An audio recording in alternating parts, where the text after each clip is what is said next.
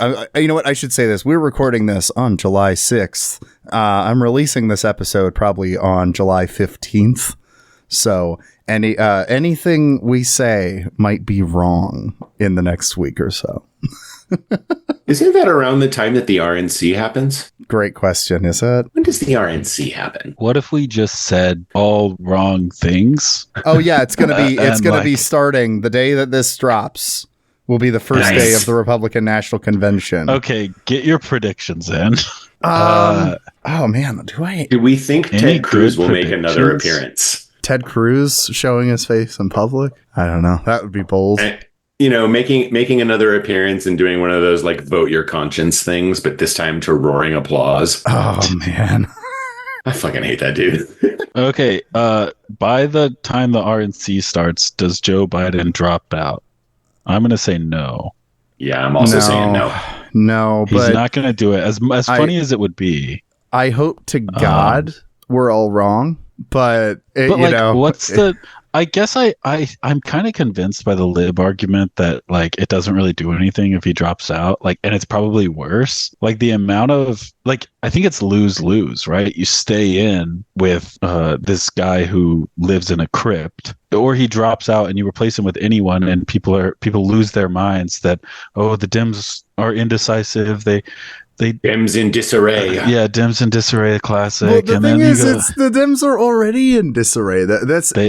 Yes. I just don't know if there's any way you could make it worse. Like, frankly, right now, I think. Okay, no, I will say that a bunch of libs have been pushing for Gavin Newsom instead, and okay, that looks like a fucking coup to like the right-wing insane like worldview. You know, Gavin Newsom is like one of their like guys they freak out about. You know what I mean?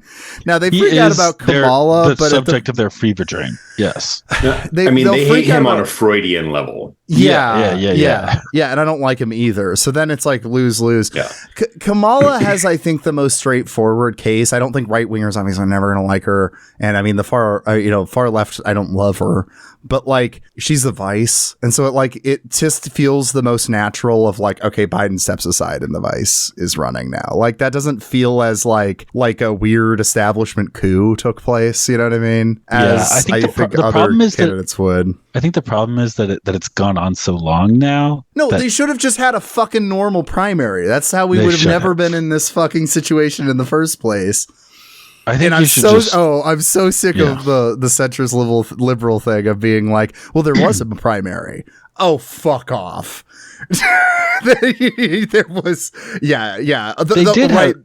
Go on. Or they did, but like it's a sham. Right. But there's always a primary, whether or not, like, it's just a matter of, like, are people running? I think several states didn't even hold it, right? Like, because if you have an incumbent, it's just not a formal, like, real primary. You know what I mean? Like, and it's the only thing it can do is hurt you if you're the incumbent. And it did. I was saying to Josiah that, like, either get Big Gretch down from Michigan or have Pritzker, because, and for Pritzker is the one that I think I would prefer, because as I was saying to Josiah before you got on, I just love the idea of JB Pritzker like on stage with Donald Trump just bullying him. Yeah, because that's what would happen. Large, loud mouths could be pretty funny to watch at the very least. I think that would be interesting. And this is, I feel like people have talked about this, but like Pritzker is like a real billionaire. Yeah. And like an actual real estate criminal. That's like, also true. That's also true. Parentheses good. And as opposed real to estate criminal parentheses good. As opposed to Donald Trump, real estate criminal parentheses bad. I mean, yeah, we're not in a great situation. I mean, it's like, like are the guys like the people you're like, okay, if you're a leftist, these are our guys in electoral politics. Like none of them are like really that far left even. It's just like they have like a basic notion of like needing a welfare state or something. Yeah. I mean, Pritzker is literally just it's entirely vibes about him being like big union guy big guy that like gives union Chicago vibes, even though he's like a real estate developer. Yeah. Like, But, you know, it's just where we're at. We're in a rough situation. And hey, we're reading a book. We read a book that's all about trying to understand the specific situation your country is in, and maybe not the same tactics working in each situation. Haha, look at that. Hey, it doesn't always work out, is what we've learned, I feel like. Is what we've learned. Yeah, so we are talking about If We Burn by Vincent Bevins, which is, about the mass protest decade of the 2010s, looking back and wondering why was it we had some of the biggest mass protests ever seen in history and nothing changed. And in fact, it got worse. And in many places, it got worse. So with all that in mind, I'm going to read this, actually the final couple paragraphs of the book as our opener, because I thought they were really moving. And also I think they set the stage for this. So Bevins is talking about all the activists that he's interviewed throughout this whole thing, about the kind of failed the lack of a revolution that took place throughout the world throughout the 2010s. And he goes, but what about that feeling? What about that intense, life-changing collective euphoria? This was an issue on which my interlocutors were split. What about those magical, radiant days, the moment when you felt that your very soul became fused with the forces of history, that you were bigger and more powerful, that all your differences melted away, and that you and your fellow revolutionaries were literally remaking the world? With each and everything that you did, this supernatural experience was something that took place all around the world, and everyone agreed that it was important. Some people said they would relive those days for the rest of their lives. The disagreement was about what came next. For some of them, the horrible come down, the plunge into depression that came after the things did not work out, was something like a hangover. You can get yourself all fucked up on revolutionary elan, just like you can drink alcohol or take drugs, but it warps your senses and causes you to make poor decisions. It isn't real, and you're going to pay for it later. If you want the feeling of mass ecstasy, you should go to a music festival instead of encouraging vulnerable young people to go out and get killed. Indeed, it seems you can probably draw a line from the ethos of the New Left and the arrival of Woodstock, and then ultimately to Coachella. Then there was another interpretation, just as common. It is the most real thing that one can ever feel. It is not an illusion at all. It is a stunning, momentary glimpse of the way that life is really supposed to be. It is how we feel every single day in a world when artificial distinctions and narrowly self-interested activities melt away. When our society truly is participatory. When we are truly forging history in every movement and acting in love and harmony with our fellow human beings. We will be able to feel this way all the time. Over the 4 years of interviews across 10 countries, people went back and forth. As I said, they couldn't decide which one it is. Welcome to the Fruitless Book Club. You are listening to the 5th installment of the Fruitless Book Club, a podcast within a podcast where we read all those nonfiction books we've been meaning to read. This is episode 39, If We Burn, where we discuss Vincent Bevins' most recent book about the mass protest decade.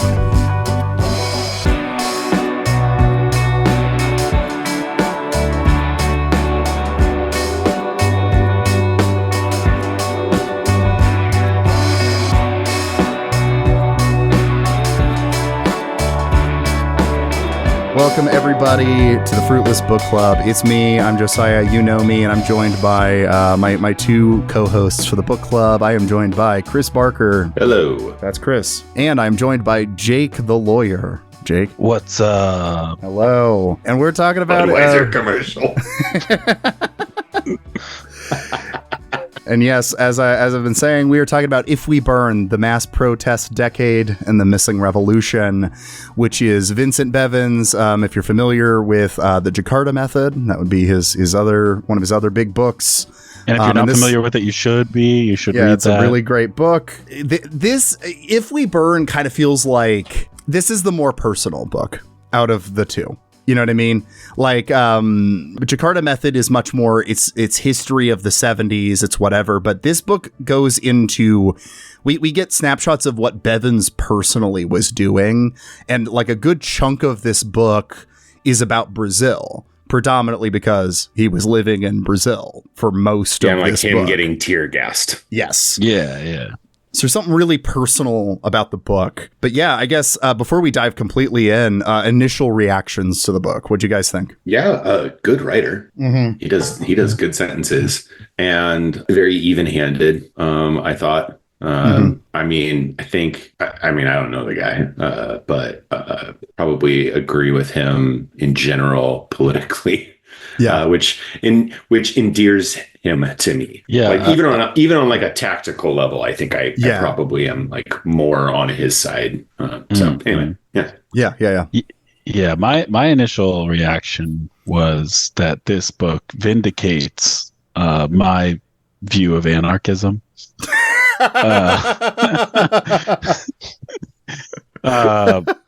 I contain multitudes, as we've you can start to counter now.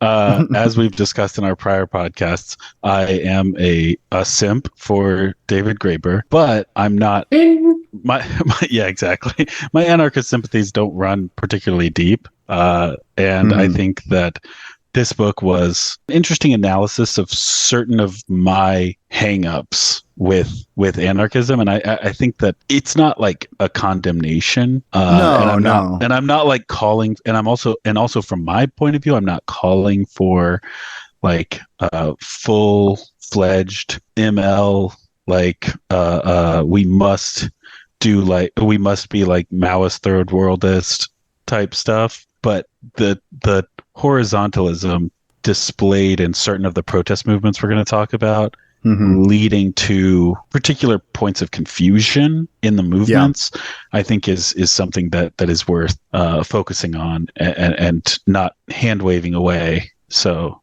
yeah, that was my kind of reaction to the book. We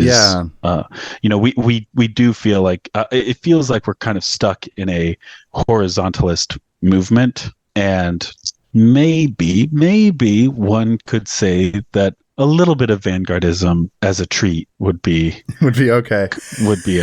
Yeah, because I think Bevin's position is ultimately that we overcorrected. With the after the new left that kind of sprung up in opposition to a Soviet bureaucratized kind of approach to revolutionary leftist politics. And so it's not to say that we should just completely go back and completely embrace like 20th century style Leninism, Stalinism, whatever. Like that's not what it's claiming, but it is saying like that's what I'm claiming. That's what specifically Jake the lawyer is claiming is no false.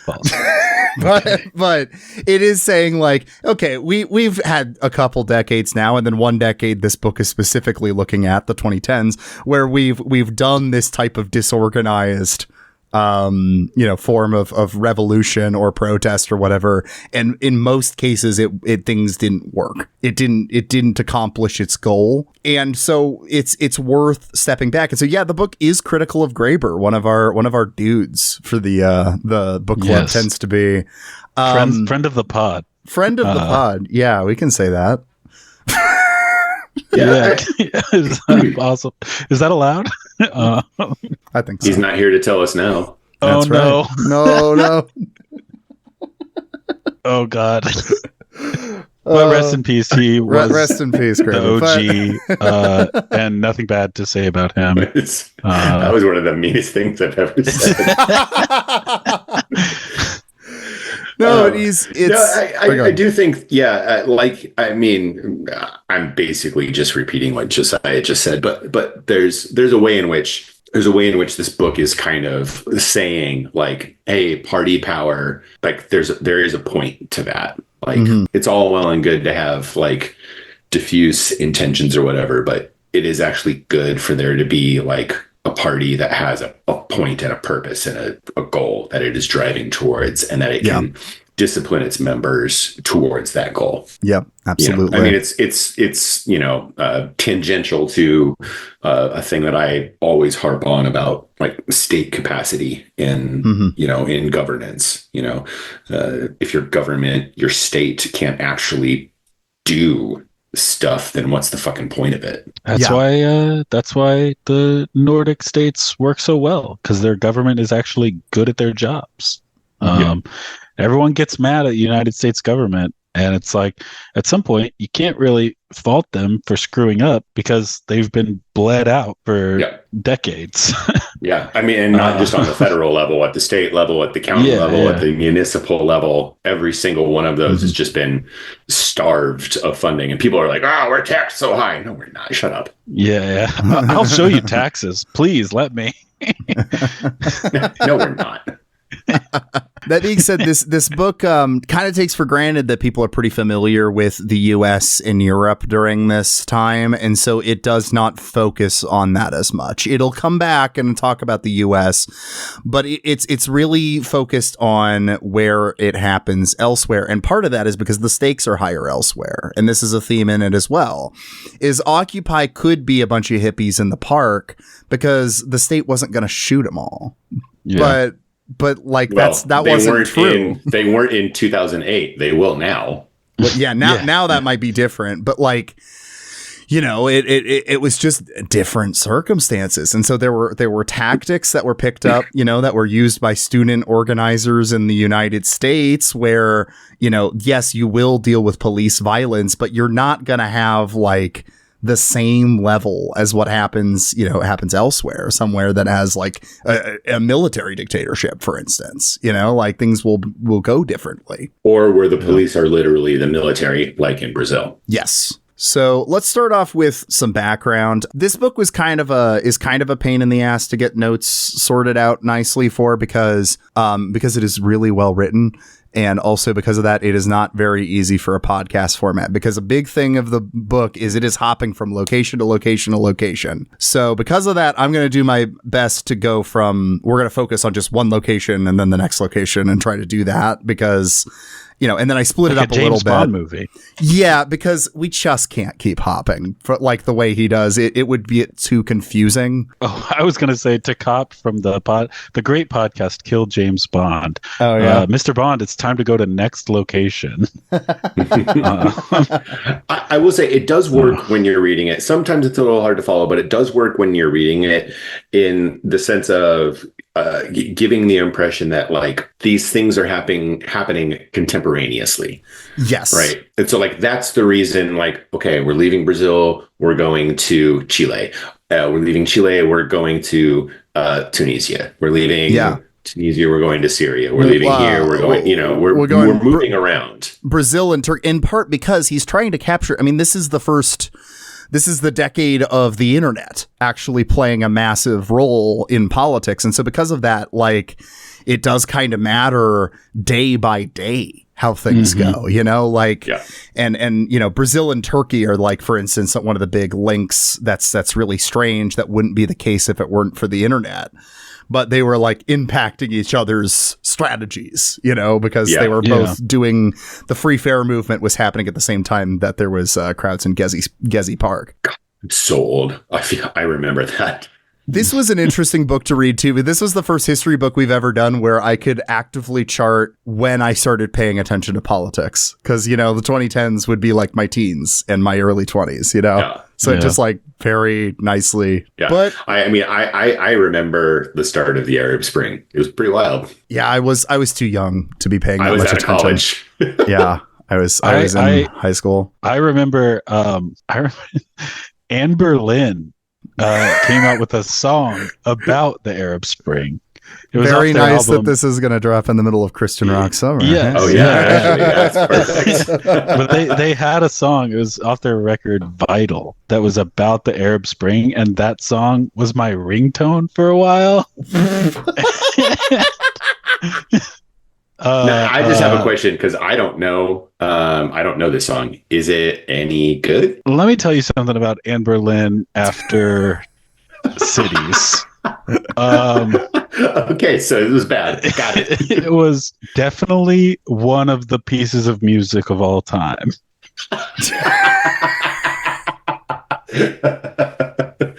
All right, so let's moving into the background here. Kind of background you need before we go, you know, start going to specific locations here is, you know, so the book here is trying to write the story of the world from 2010 to 2020, guided by one question: how is it possible that so many mass protests apparently led to the exact opposite of what they asked for? So why did that happen? Most of these protests followed these same values of being organized horizontally, being oriented around spontaneity, digital organization, stuff like that. You know, the internet was able to trigger big mass protest movements that seemed spontaneous and come out of nowhere, right? And what Bevins kind of argues is that the kind of mass protest politics that we see in the 2010s, you know, it has its start with media and with like the 50s, 60s and 70s, the new left moment. This is the legacy of the new left continuing now.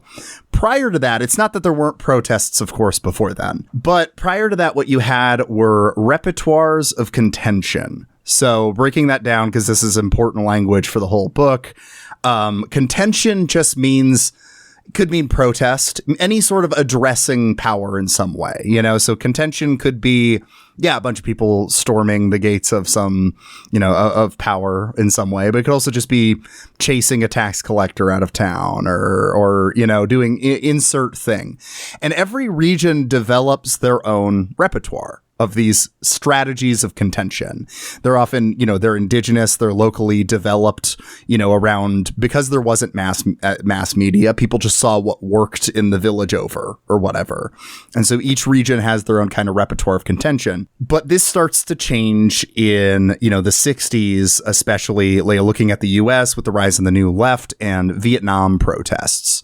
So what he zooms in on real quick is the SDS, right? Students for a Democratic Society. And they had a lot of, this anarchist leaning participatory democracy kind of approach to organizing. That horizontalism. Nobody's really the leader, man. There's no spokespeople. There's no whatever.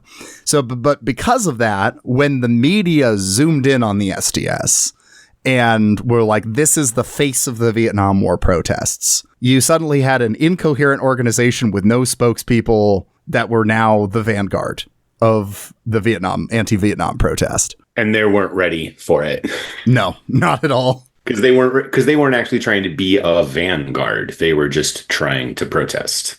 And they were even hesitant about protest to begin with. Like, it wasn't even their main strategy initially.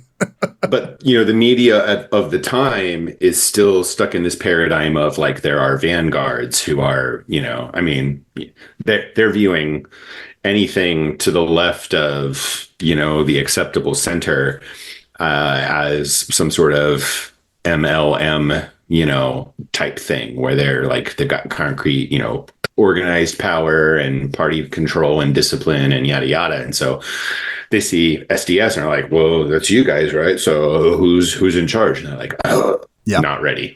not ready for prime time. But what they did start to figure out was, playing the media. That's how you get your message out, a mass protest movement in this era with television news. This kind of lines up nicely with like the big explosion of street photography and stuff like that too. It all coincides with this society of the spectacle, you might say. Ah, crap. What's the name of that group? The Situationists in France. Yes, thank you. Yeah. Yes. The boards. Yeah. Those people are weird. Those guys are weird. And so then because of that, you have like this tension between the new SDS members and the old ones. The old ones, they want to organize. They don't really like street demonstrations as much. They want to, they're more focused on policy and stuff like that. While the new ones, they're all about appealing to the news cycle and causing things that draw the media's attention or whatever. Almost like performance art. Which, was framed as this inversion of Leninism. It was a resistance against the bureaucratized Leninist style of politics that, we've talked about already quite a bit. But, if you want to be less charitable, there's this quote from it that puts it that the new left was more like a generation of ideological orphans raised on television in one of the most individualist societies on the planet, rather than a reaction against any existing tradition. And, that seems to be somewhat true.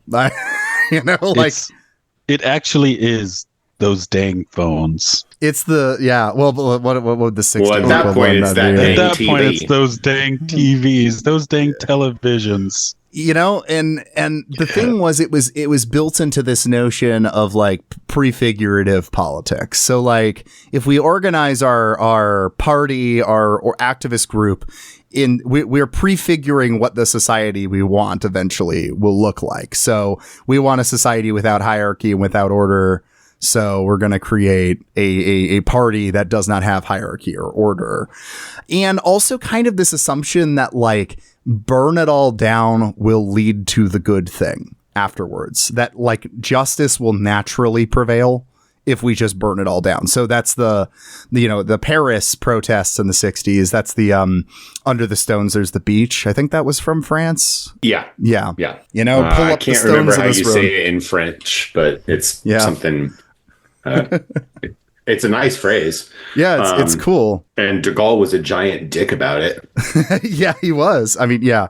Well, we could all do a whole other episode just about the 68. Here we go. Super interesting. Sous les pavés, la plage. There you go. I'm always saying that. So you're also seeing, though, this weird thing going on here that's notable and is going to become more and more of a thing, where tactics that are getting developed in, sometimes in France, but especially in the US, make their way into the repertoire of contention in other places because of mass media, because of globalization that's happening.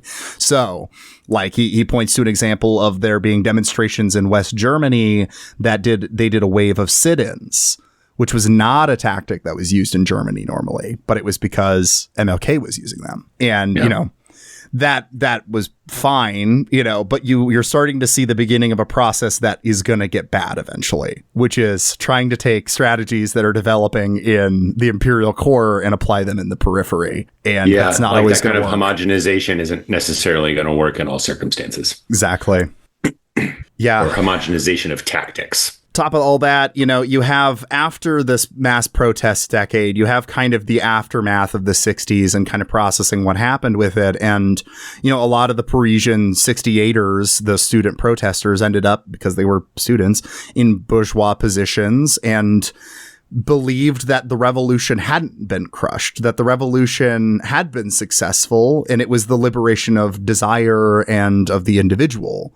The story was now about the liberation of the youth, the power of the youth, rather than a failed attempt to restructure society. So we're already seeing this loss of ends, an obsession with means being much more important. But, a lone voice at the time that Bevins points to is Joe Freeman, who in 1972 writes The Tyranny of Structurelessness, where she, claimed that when a movement insists it has no leaders, they're going to emerge anyway, except there's no longer any fair and transparent mechanisms to select or remove those leaders. Leaders are going to happen. It also is weirdly kind of classist as well, because it means that everybody's got to be good at public speaking. And if you're not good at public speaking and engaging with the media, then you can't really be part of the whole. You're just, you're gone. And then I was contrasting that with the way that the French Revolution used two different people, Georges Danton and Camille Desmoulins. Danton couldn't write for shit, but what he could do is just hop out on a street corner, jump up on a pulpit and start shouting and speaking extemporaneously, l'audace et encore de l'audace et toujours de l'audace. That's a pretty dope thing. Audacity, more audacity, always audacity. That could get your blood pumping if you're just listening to someone do it. But he couldn't write for shit. Camille Desmoulins was terribly stage frightened and couldn't give a speech to save his life, but he could write a fucking pamphlet. And so the revolution just used them differently. It was Danton can go out and be a rabble rouser on the street, and Desmoulins can write our ideological tracts. And a leaderless society or a revolution or whatever is you can't do that kind of specialization. And we're already seeing the gesture toward what's going to be the problem in the 2010s as well, with things not actually get the protest movements or revolutionary movements not actually getting what the crowd wanted. And what he points to is the fall of the Soviet Union. A lot of those people that rushed into the streets between 89 to 91 did not want capitalist neoliberal, like an American style government. They wanted democracy with the socialism. They were wanting democratic socialism, but by the end of it, they didn't get that. So you're already seeing like these mass protests that get lauded in the press, like the iconic taking down the Berlin Wall and stuff like that, doesn't actually cause the thing the people doing that want. It's getting used. And this is going to be the story of the 2010s, essentially. I do also kind of want to say, just before we get like too far back of it, and we'll probably end up talking about it because you did, but like Nasser dying was like a huge hit. Yeah. I glossed over that one, but that one is also in the notes. That's also really important here. And then I glossed over this because this would be the subject of Jakarta method if we ever do it. But it also mentioning all of the CIA fuckery throughout that decade. Throughout that period, there was a lot of horrific shit as well that was shaping a lot of CIA fuckery. And that's something that, Bevins says at the end of the book as well, is he's like, this isn't a full picture I'm giving because I think in a couple decades, we're going to find out just how much intelligence agencies had their fingers in all of these different movements. And it's going to completely reshape how we think about it. He's like, just based off the fact he wrote a history of the 70s and he's able to see all that shit that was able to start coming out a couple decades later. Like, and not even all of that is declassified yet. Yeah. Like, who knows, like, what's going to come out about this decade. But let's move to, I think, that's going to be the biggest focus throughout this. I've cut it into 3 chunks, so we'll keep coming back to Brazil, but let's start with Brazil here, because this is also some background as well. Because I've got some notes here from leading up to the Free Fair movement, and then we'll come back to the Free Fair movement once it's kind of hidden. But this is all painting the picture of the repertoire that's developing globally of protest. So a huge impact on everything is the alter globalization movement. Cannot underline this enough. This is going to be really important through the whole thing. And the alter globalization movement was an important movement. It was, all things considered, a pretty good attempt at fighting bad things. But it was also really into structurelessness and anarchism. David Graeber gets his start in the alter globalization movement. Had Buster's No Logo, all of that stuff, which, look, I loved No Logo. Yeah. It's all great. And I love Naomi Klein. I have nothing against her. I've got to say, I was completely unfamiliar with indie media. With this. I don't know how I missed this, because I feel like I was relatively well plugged into like the independent blogging scene and shit during like the early 2000s or during the aughts and then into the 10s. I've like really gotten away from it as I have like tried to disconnect myself from the internet over the past couple of years. But I had no fucking clue what indie media was. Yeah, actually, it made me feel real dumb. They played a pretty big part in Occupy, right? That was... Yeah, and that was always one of those things where I'm just like kind of not a horizontalist, so I never actually really got super into Occupy. Yeah. So I was like, you guys like actually need to have a fucking plan. Yeah. So these are all important things floating around. So indie media, another big one there. The blog, the internet blogosphere is becoming important here. I would like for it to come back. Yeah, I kind of would too. Substack, right? Yeah.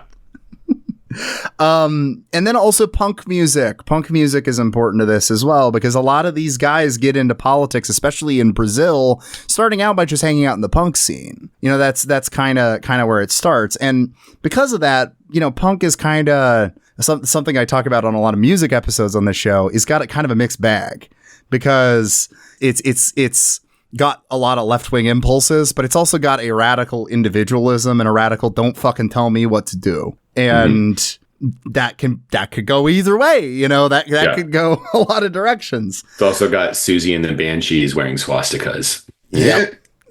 Don't love and that.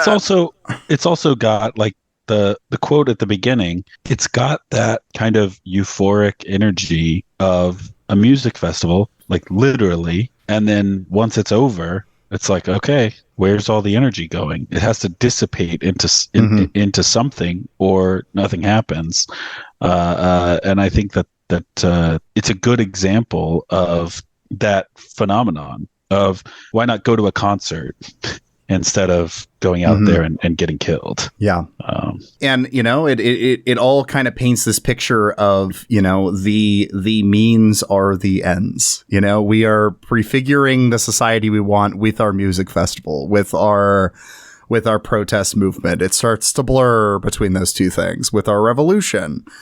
Yeah, and this is also, I think, lines up nicely with the fall of the Soviet Union. So, Bevins quotes Graeber actually here, where Graeber had said, "The moment the Cold War ended and war between industrialized powers once again became unthinkable, anarchism reappeared just where it had been at the end of the 19th century as an international movement at the very center of the revolutionary left." So anarchism is starting to kind of win over in the 90s, for better and for worse.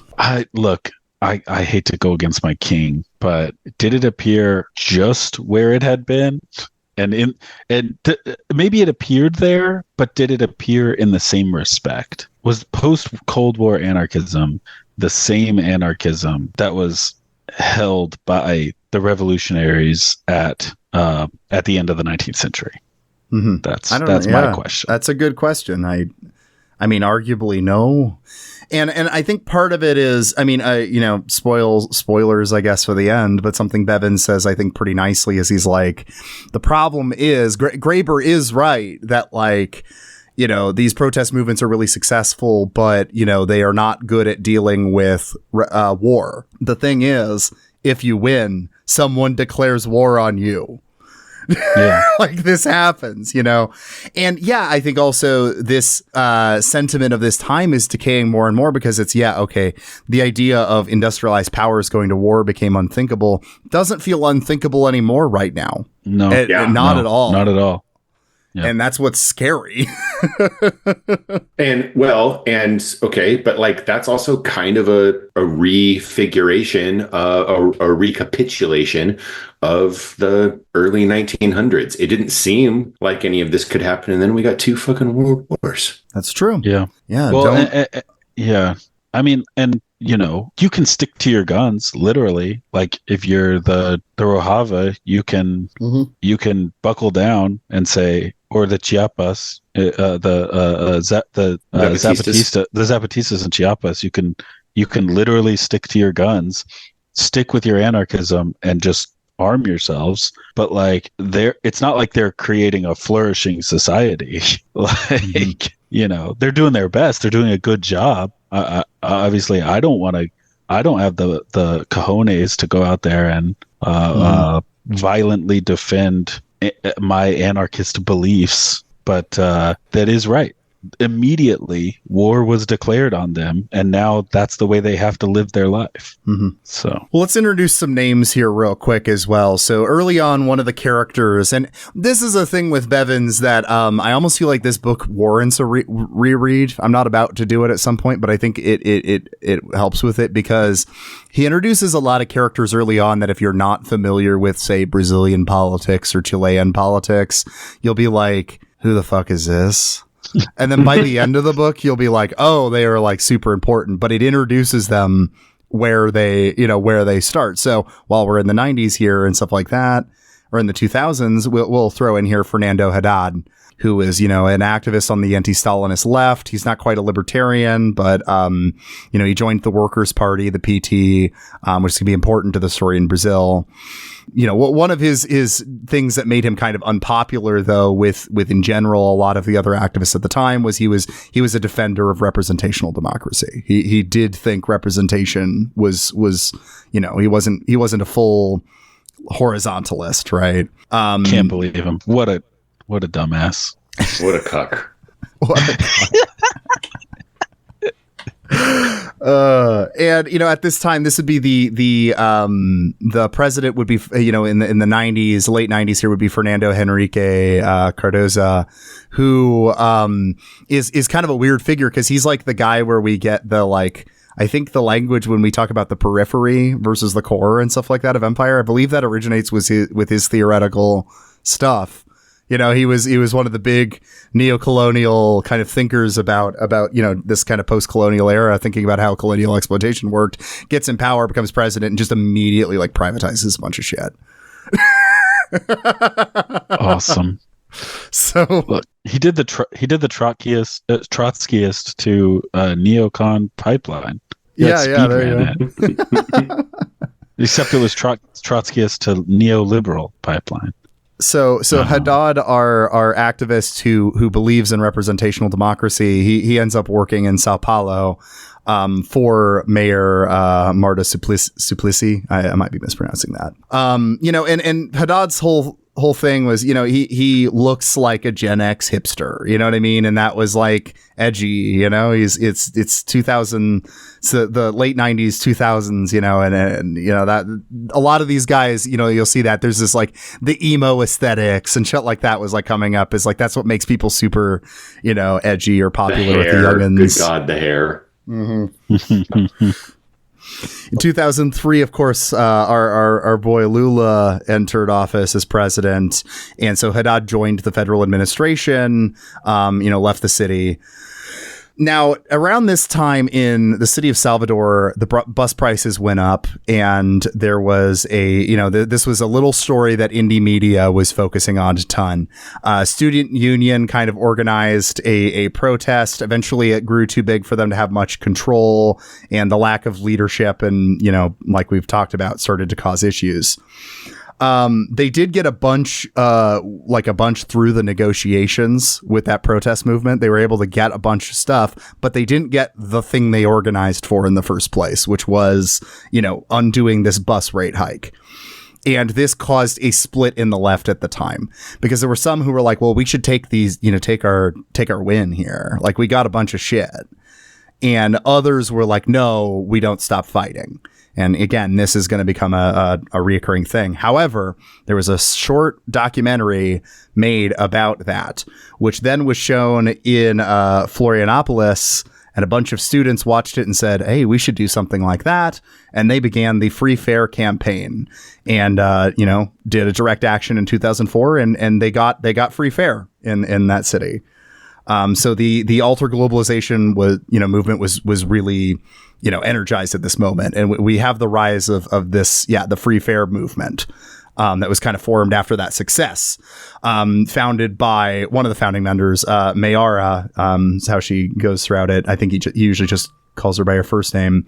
And, she founded this group. She was a founding member at 15 years old. So that's also important, too. This is getting organized by fucking teenagers. Which is also important when you think about the way it works, or doesn't. Yeah. A lot of people are really young. I was wanting to go back just real quick, about that. One of the things that really struck me when we were reading about the negotiations for the Salvador bus hike and stuff. And it's like, yeah, they got a lot of wins and everyone was like, take the win. And then other people were like, no, we keep fighting. But it's like, okay, this is where actually having like party organization and like discipline could have actually been helpful, because like all of those other little wins are good, but like you were organizing for reduced bus fare. And like, if there had been party organization and discipline and control, you could have just said, well, no, like we're here for the bus fare. You can give us other stuff if you want, but like the bus fare's got to go down. Yeah. Like that's what we're here for. Yeah. So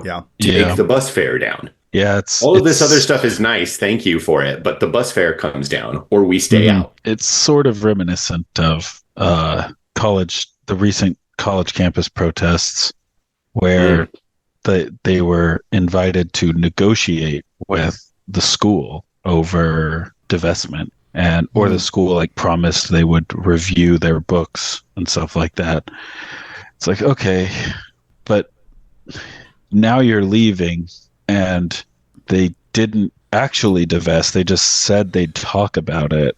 So which school was this? I know which one. I remember there's been this. So many. There's been a lot where this has been the outcome. Columbia was the big one. Yeah, well, no, I mean, I know all the big but I mean, the ones that had specific outcome where the school just said, we'll work on it. And then everybody kind of just like was like, oh, okay, that works. There's a bunch. Okay. And maybe I could just be misremembering. I've been sort of disconnected for the last couple months because of work schedule, but I was following it pretty closely, and it seemed like there were several schools that where that happened. And it's cool to like get that concession from the school, but like once your camp's gone, you don't have leverage anymore. It's over. Yeah. And obviously I'm like armchair protesting right now. Like sure, Sunday, right, like Monday morning quarterbacking about it. But it is reminiscent where it's like, okay, if it was less horizontal and there were like there was like an organized party structure to it, and you had designated representatives, etc., in sort of a union style, maybe there's a different, but then I guess the other side is, could you have created the protests this quickly? Yeah, I got this many people could out. You have sustained it? Well, and for any criticisms that might be had at some of the Campus Palestine protests, I would also say on the flip side is they take some of the lessons from If We Burn this book more seriously than 2020 did. Yeah. Like the nobody talking to the press thing. That was very much a lesson that I feel like, was one that gets learned in this book, was like, you need to have specific spokespeople, and then everybody else say, talk to the spokesperson. Don't try to, get your little sound bite of me sounding dumb. Go talk to the guy that we are all listening to, like go talk to the people we've put as our representatives. Yeah. So again, I'm not saying it's a 1-to-1, and obviously like those protests were just and correct. To do. I'm just saying that this sort of protest is reminiscent of what we saw there. So yeah, absolutely. Pulling us back also, here to go. Well, I was just this is just a complete drive-by here, but yes to free public transit. Yeah, free public transit is good. Yes. So speaking of free public transit, so back to the free fare movement. We will be calling them MPL from this point on. That's the acronym for it, which will get confusing in a bit, but we'll talk about that. Other figure that Bevins follows throughout this is Lucas Montero, he goes by Vegetable. That was his nickname, Legume. So that's another one. So those two were the big Mayara and Vegetable were the, these youngins that were some of the big founding organizers of the MPL, which, of course they just took from how you organize these things now. So horizontalism, direct democracy, it has a lot of those structures that you will come to recognize. So that's an important piece of background. So that's the MPL, and they're going to become important by the 2010s, but they've been organized by, during the 2000s, mid 2000s. Of course, it's good to, zoom out real quick and see like what's going on here. We've got this period of time where the neocon consensus has kind of taken over, right? So America is into pushing for quote unquote democracy wherever, right? This is the era of, however you take this phrase, the color revolutions, however you want to interpret that phrase. This is the era of that, right?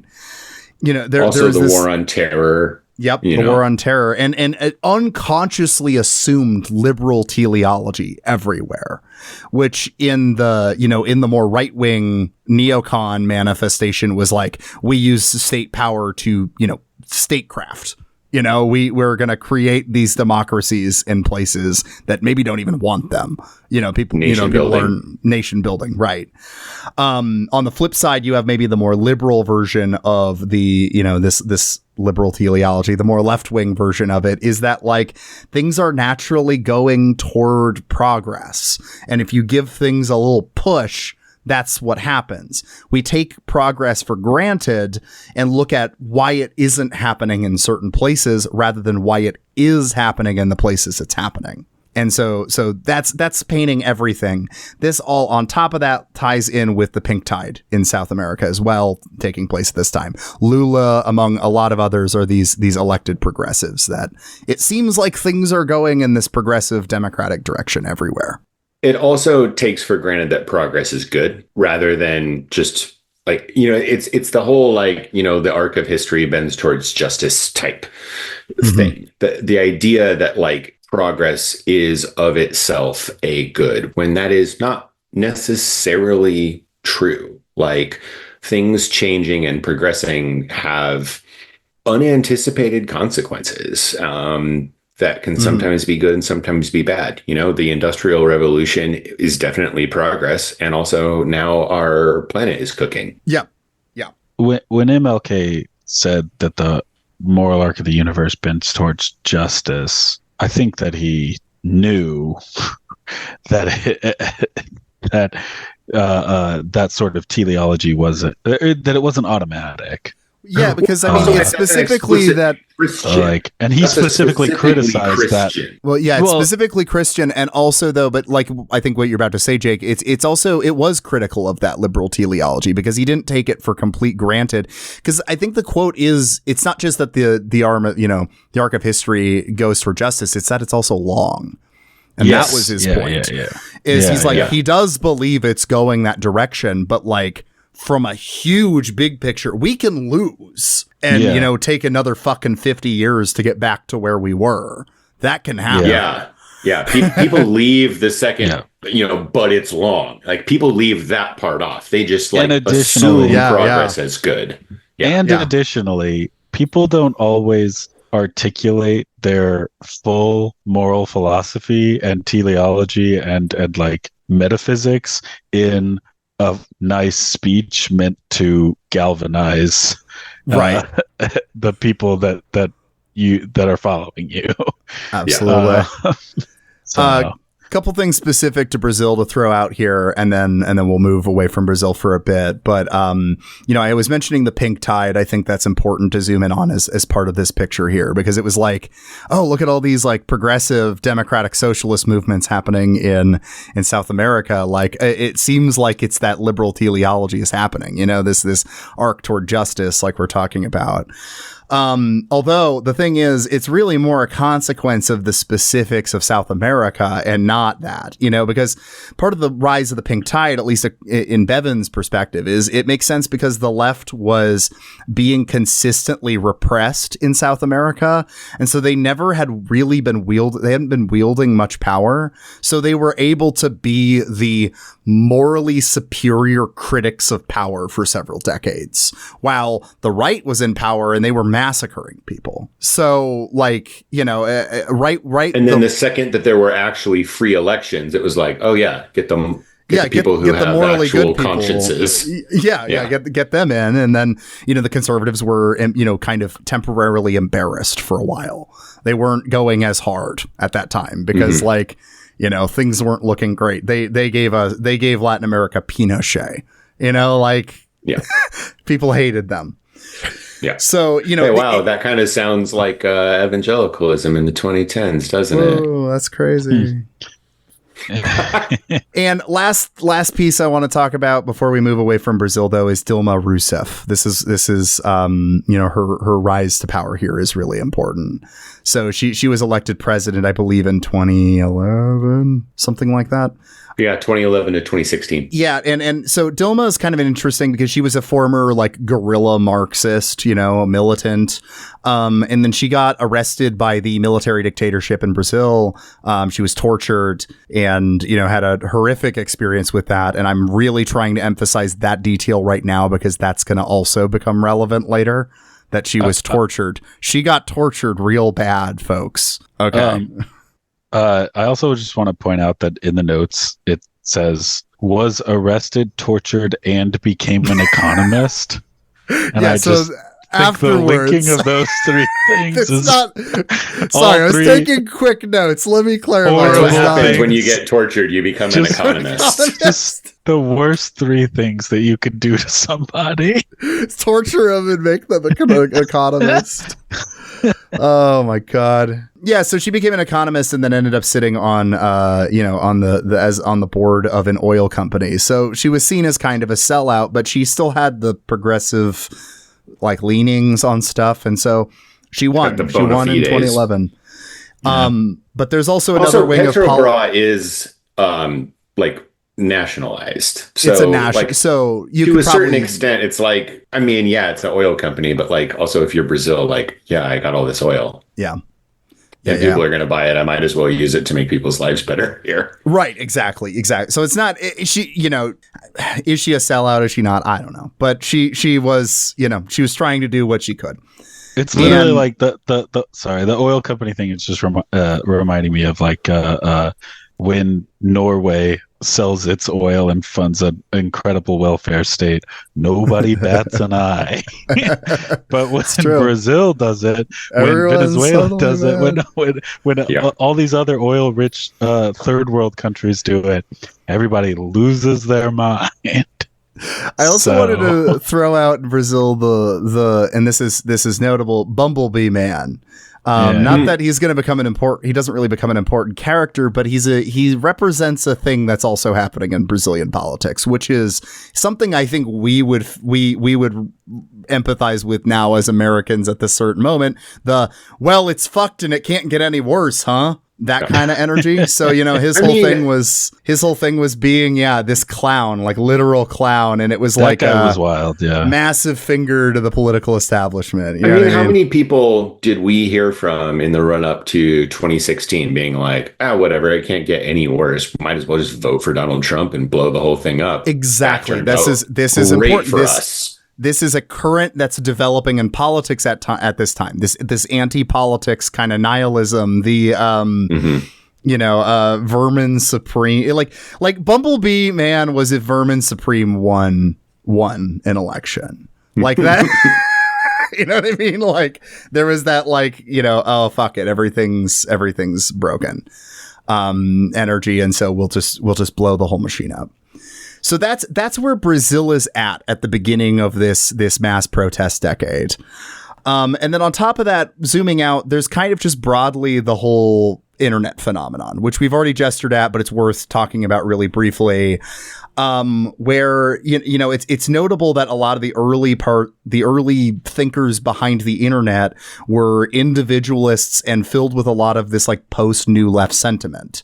They were holding on to this kind of the alter globalization attitudes in a like business way, non left wing form of it. But, like Twitter is going to bring democracy was like an attitude at this time, which is incredibly funny now. I mean, I think it also comes along with that, like, wow, capitalism can do anything. It created this incredible platform where everyone can come together. Meanwhile, the U.S. government creating the internet and the original Facebook platform and like all of this stuff through like DARPA and stuff like that, and then immediately and taking massive losses on it, and then immediately it gets. This is actually something that Noam Chomsky, rip but not really, talks about. Talks about in Understanding Power is the way that the U.S. government puts in all these resources to develop like the prototypes of things until it's like ready to go out to the private sector, so that the private sector doesn't have to take the losses. Or at least that's how it used to be. Now the private sector is starting to see what it's like to have to take a whole bunch of losses before you can ever turn a profit on something, and it's not going well. No, it's not. It's interesting how that works when you talk about all these like Silicon Valley geniuses, and it's like actually they're all working off of a government program. This is all government funded architecture. And exactly. And I really think that this note of like Bevins is making a point when he's emphasizing the U.S. armed forces developing the internet. Because, he's like, this thing that's about to spread everywhere should really be seen as a one-way thing in a lot of ways. It really is America exporting shit elsewhere. It isn't this nice, even-handed, globalized society, Yeah, it's just a way to move propaganda from the U.S. to the periphery, if you will. I do also think that Bevins a little bit undersells the extent to which the Silicon Valley guys are actually just libertarian hacks. Yeah. And that is actually like a really big part. The fact that they are a bunch of libertarian hacks is a big part of why the internet is such a fucked up place to be now. Like, they sold us this like libertarian dream of what the internet could be, but then it turns out like, oh wait, it sucks here. But yet everyone really did seem to believe this was going to be a leveling force in the world. And, you know, but yeah, there was clearly shit that it was setting up for. New shit has come to light. Yeah, well, I mean, this is a quote I really hit me hard in this book, especially with what's going on in Israel-Palestine now. It's this quote from Gordon Brown, Prime Minister of, the UK, saying that you cannot have Rwanda again because information would come out far more quickly about what is actually going on, and the public opinion would grow to the point where action would need to be taken. Now, what's interesting about that quote is it's both right and wrong. It's both wrong in the sense that there is another fucking Rwanda going on right now. There is another genocide going on right now. There's like a ton of Rwandas going on. Many of them, and in many cases, social media is actually aiding and abetting it. On the flip side, he is also correct. It is a hit to public opinion now that I don't think it would have been. Palestine is a hit to America. Like the politicians in America's public opinion, Biden's public opinion. Then I also think it would have been also to the standing of Israel in American eyes. It's a quote that's wrong, but it's got some details correct. It got some details correct. I think the biggest issue with that quote is the assumption that public opinion would grow, quote, to the point where action would need to be taken. Well, and that public opinion matters to a lot of governments. And that's what I mean. That's what I mean is that public opinion can get as loud as it wants and as negative as it wants. And I think what it's showing, what's actually being shown is that public opinion doesn't matter one iota. Well, and I think part of that is because the 2010s, I mean, this is one of the stories we're going to be telling throughout this episode is the story of the divorce between like democracy and the state apparatus. Like mass politics stops impacting the state. Yeah. It's just like a vibe. It's just like, it's just like, oh man, that sucks. Let's go protest about it. And then like people come out and they give their opinions on whatever social media website about like who's right and who's wrong about the protests. And then whatever it is that's being protested just keeps happening. But at the same time, there's just this development of the notion of like change for change's sake. That change is inevitable. It's going to happen. And if you just give it the push, it's going to go somewhere. And so like, it's kind of a funny joke with the context of the whole book that, Obama was able to win on the simple slogan of change. Yeah. Change. What change to what? Nobody was at, because it's we take for granted it's going one direction. Yeah, I was going to say, that gets back to what I was saying of like the idea that like progress and change is always for the better. Well, no, it's fucking not. Not always. And in most of these protests, it wasn't. So let's do it. Let's talk about the Arab Spring. That's what's going to kick all this up. Next location, Tunisia. So, we all kind of know the story probably of how the Arab Spring starts. But if you don't, a man named Mohamed Bouazizi self-immolated in Tunisia. He was what was his job? He was a fruit seller. He was trying to sell fruit in the market. He didn't have a license. The cops kicked him out, but that was like the only way that he could make money. And that happened like multiple times to him. The cops in Tunisia were not nice to him because they're cops. And he just like literally couldn't make money. He was like college educated. This was a big problem in Tunisia, in a lot of North African states. Educated people, like people who had gone to college and had degrees and whatever, but like just weren't jobs. And so they were just poor, living hand to mouth. And he was so overcome with despair, couldn't see any way out of it. He'd been mistreated by the authorities so many times he set himself on fire in the market. And, the context of Tunisia at this time is, it had, a semi-liberal independence movement that broke away from France in 1956. They remained pretty intellectually intertwined with France, though. So the kind of repertoire of contention we're coming in with here is one that's shaped by, interaction with French Maoist parties and old left parties, stuff like that. In 2008, leading up to this moment, there was a revolt in the Gafsa mining region. And part of how these protests were able to happen was this organization of the old left. There were these Leninist cells that were able to be activated on top of like media coverage from bloggers and social media and the support of Al Jazeera, So Bouazizi commits suicide. He sets himself on fire in a very public way.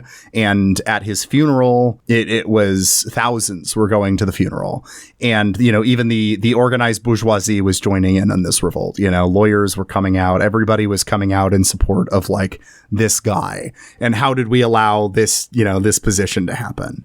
And it was very quick and successful. And I think that's the thing that like rocked everyone was, okay, using online means to organize and stuff like that. We got a fucking ton of people to come out to the funeral. We got, huge unions going on strike now. We have like huge shutting everything down. So, Ben Ali flees. And they did it. And they begin drafting a new constitution to democratize. Now, that being said, it's not like most of the institutions or economic structures were getting completely shaped, but, a step had been taken. Democracy was, more democracy was coming to the country.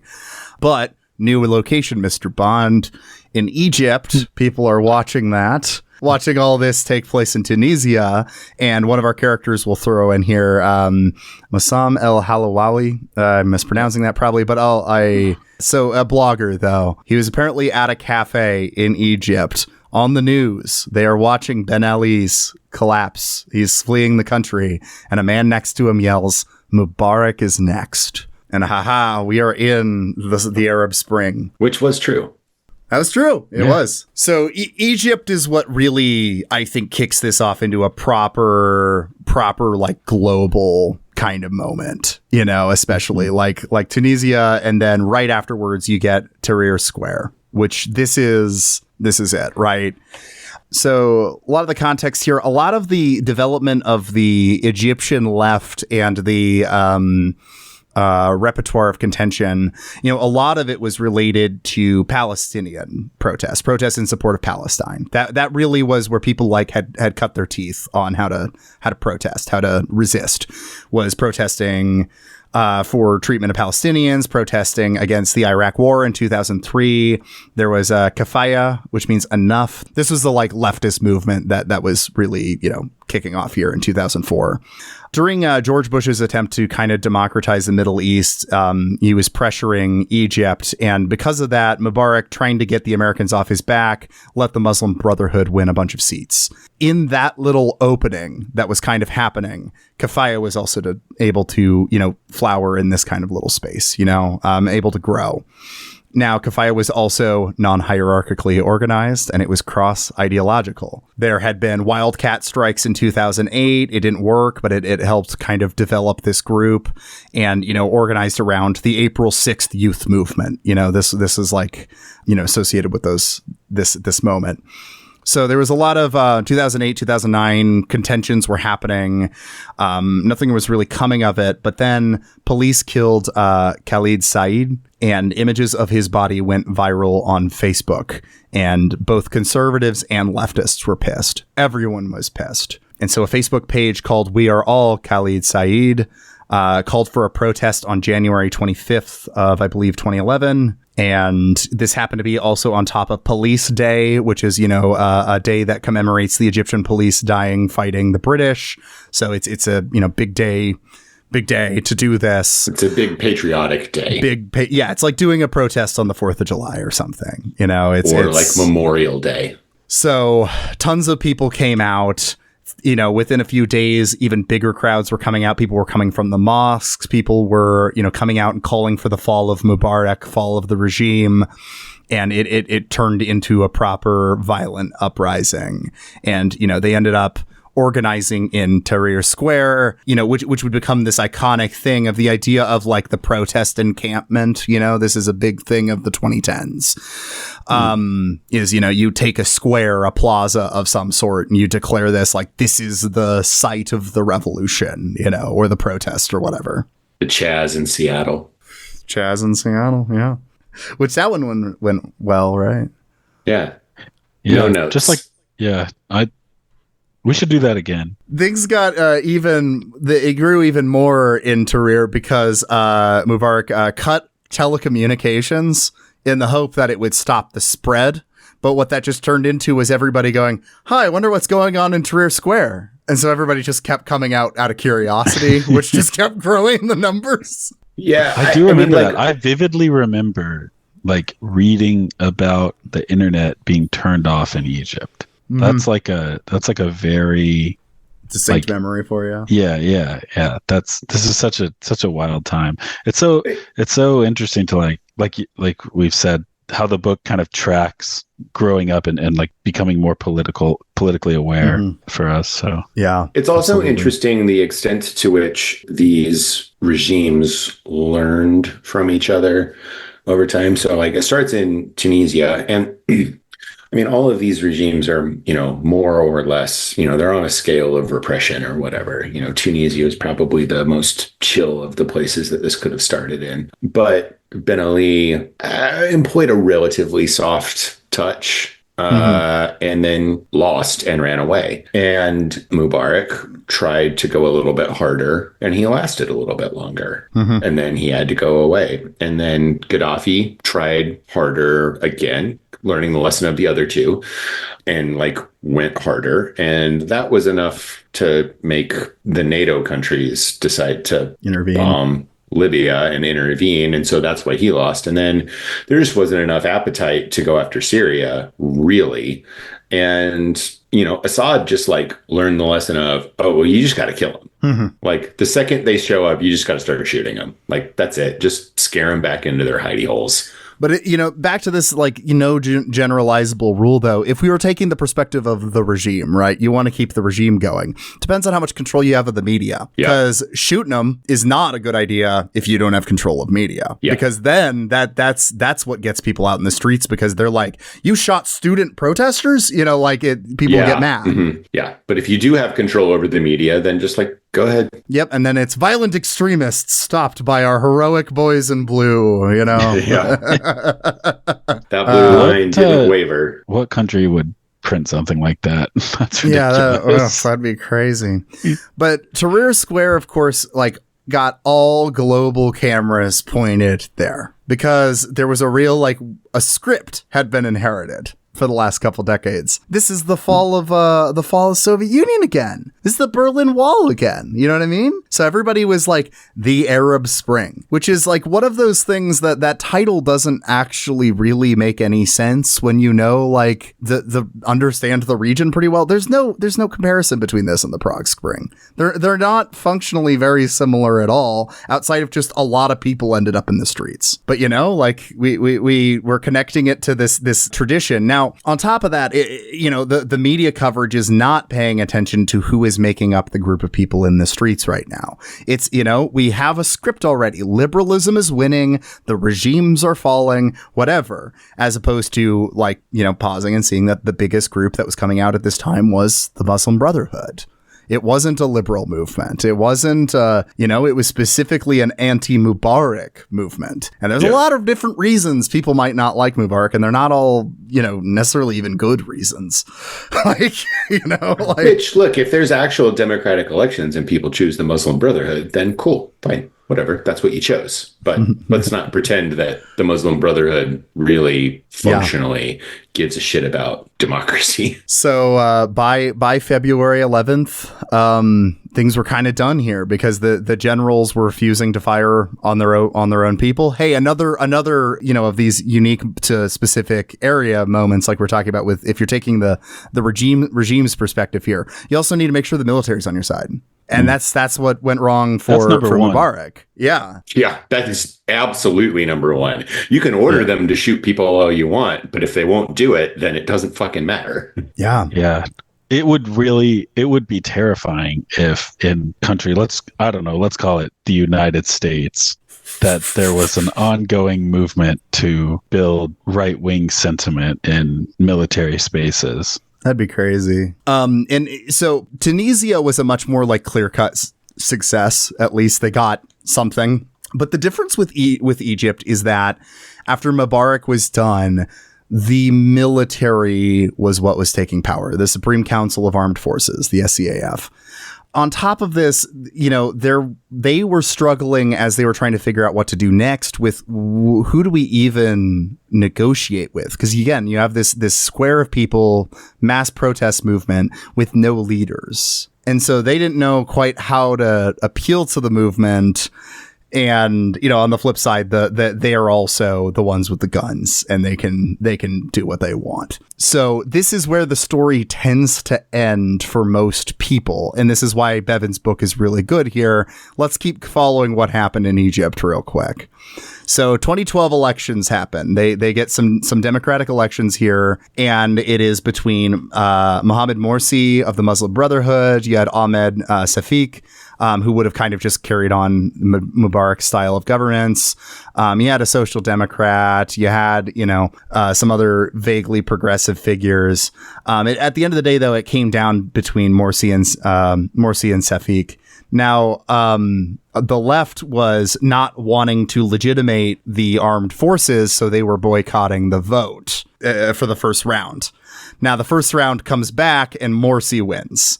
So Muslim Brotherhood's winning. So the left is freaking out. They're like, okay, well, we can't let that happen. And so then they push to with the Tamarad movement, the resist, I believe is what that means. But Tamarad movement, they got together and they got 22 million signatures demanding new elections. And so, oh, hey, cool.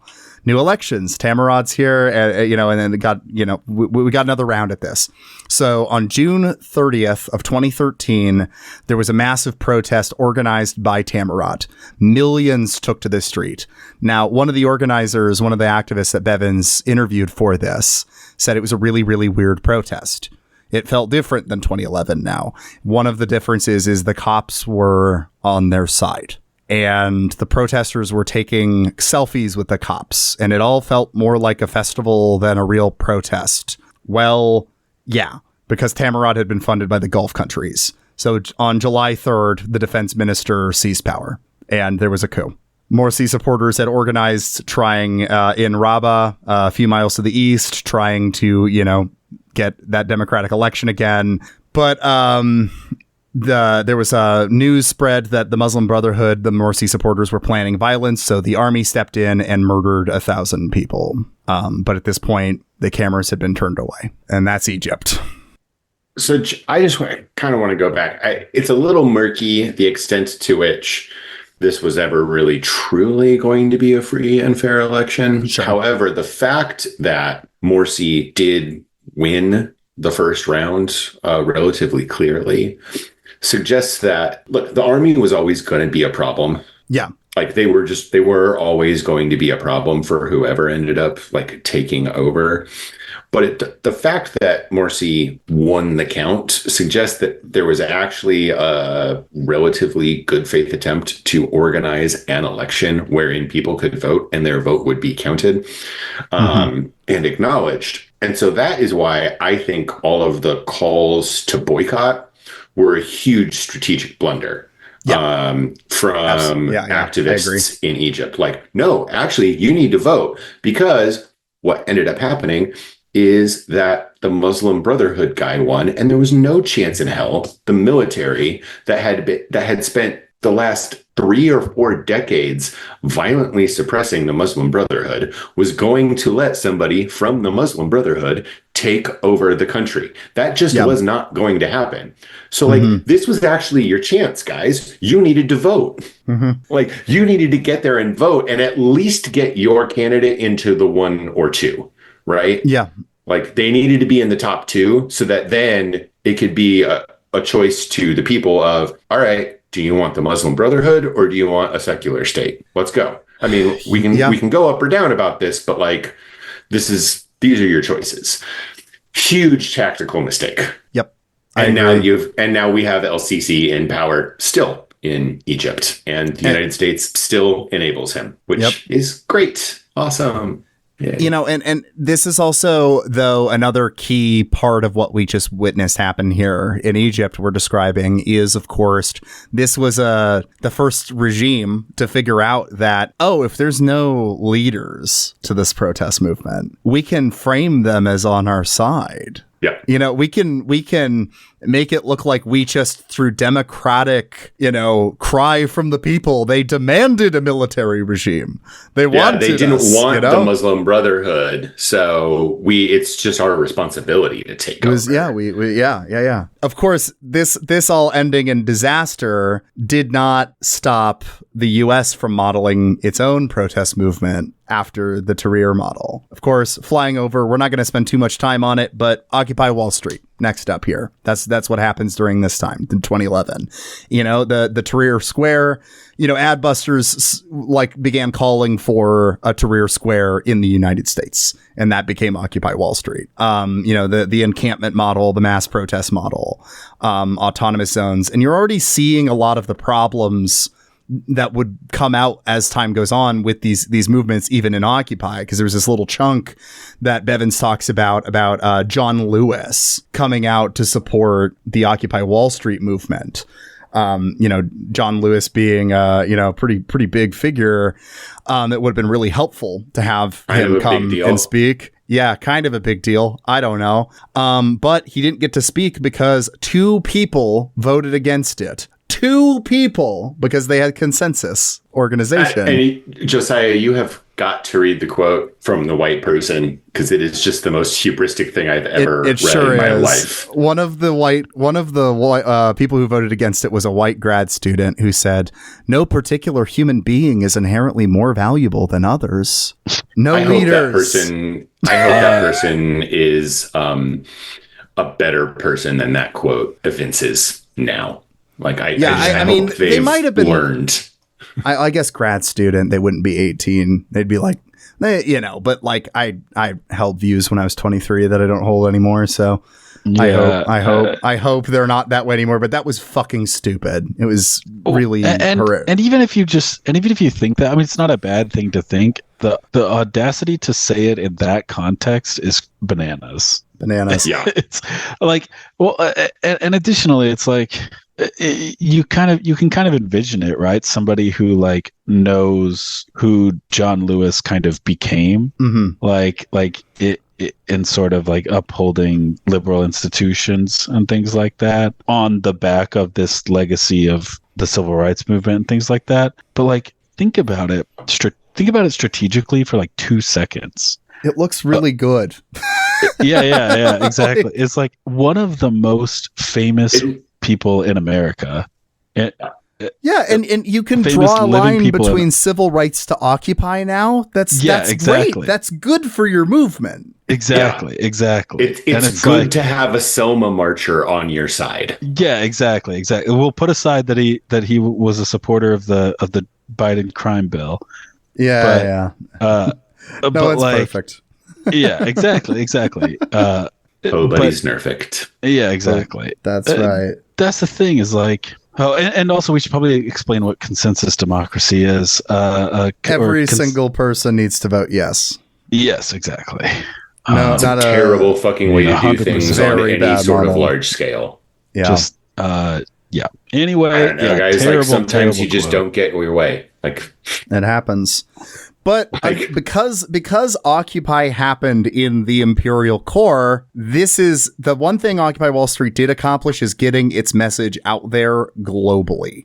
And so the thing is, like, it cemented the Tahrir Square model for every activist who was paying attention to the news in 2011. Everyone was like, we should try Occupy here. But then there's also the kind of, excuse me while I start sniffing and having a weird speech impediment, but like there's this like Zizekian, like, well, we like the Imperial Core allowed this for a time because it wasn't actually a fucking threat. It wasn't a threat. You guys aren't going to change anything. You can't. Like, we've already won. We're going to allow, in our majesty, we're going to allow you to critique us. That's fine. Mm-hmm. Yep. Nothing's going to change fundamentally because you don't have any power. Meanwhile, the Arab Spring's still going, but the success stories of Tunisia and Egypt at the time felt like a success story in 2011. It did not remain one, but the success stories out of the way.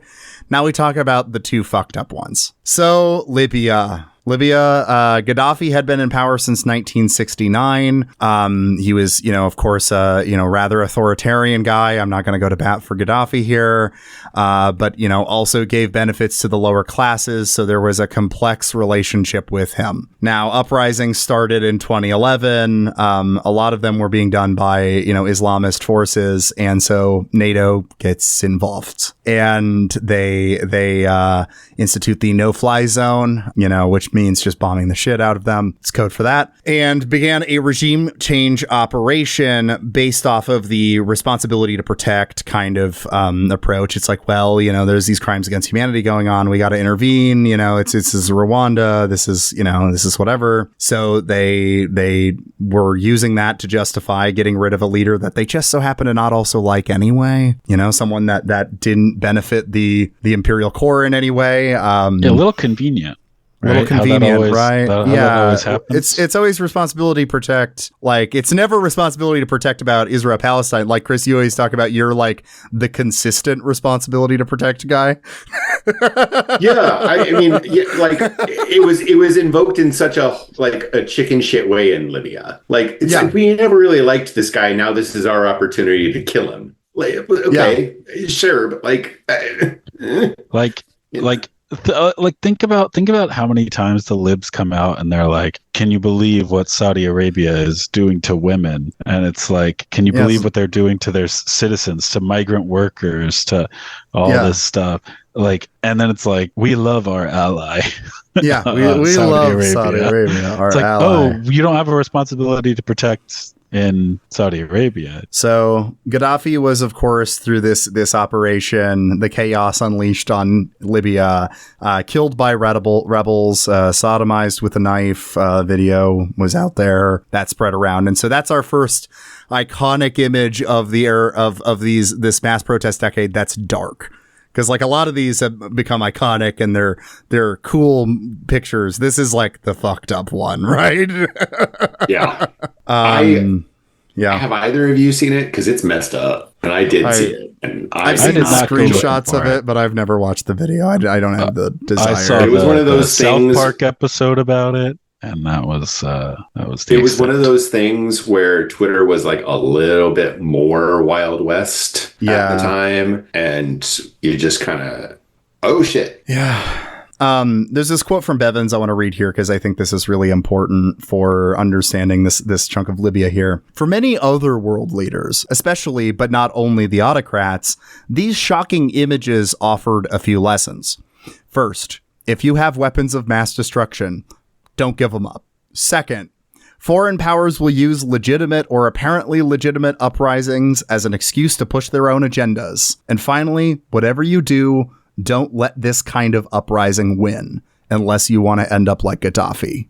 So this sets a precedent for the rest of the decade. I mean, honestly, just for geopolitics in general at this point now. I'm sure Ukraine wishes they'd kept their nukes. Yeah, right. I think that's true. And I mean, talking about Ukraine here, this is where, obviously Putin was a piece of shit prior to this, but this is when Putin had, he had been pro-Western up until this point. This is when he gets on his anti-NATO kick, which we've seen how that went. They'd been making some noises before that, but this was definitely a moment where, because he had, at this point, he had kind of finagled the Russian constitution around a little bit and had I think at this point he was technically the prime minister and not the president. Because Medvedev. And it was Medvedev who was the president technically at this point, but everybody knew that Putin was still making all of the major calls.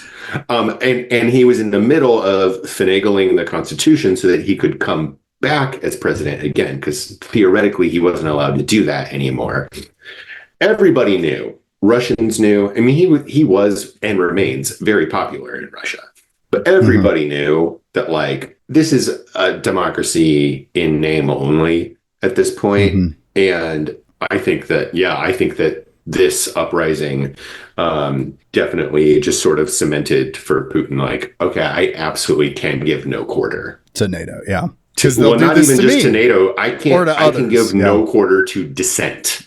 Yeah. Dissent is poisoned with polonium. Yep. If there is dissent, then a group like NATO or a different military group or whatever can use it as justification for intervention. Yep. And so you just can't ignore the fact that he has the second largest stash of nuclear weapons on the planet, but you know, no one says that these people actually are completely sane. So in my notes, I labeled Libya responsibility to protect. Now we're going to hop over to Bahrain, which I have labeled as no responsibility to protect. Because there's not a ton of oil in Bahrain anymore, so we don't care about them. So this is the other dark outcome for the Arab Spring.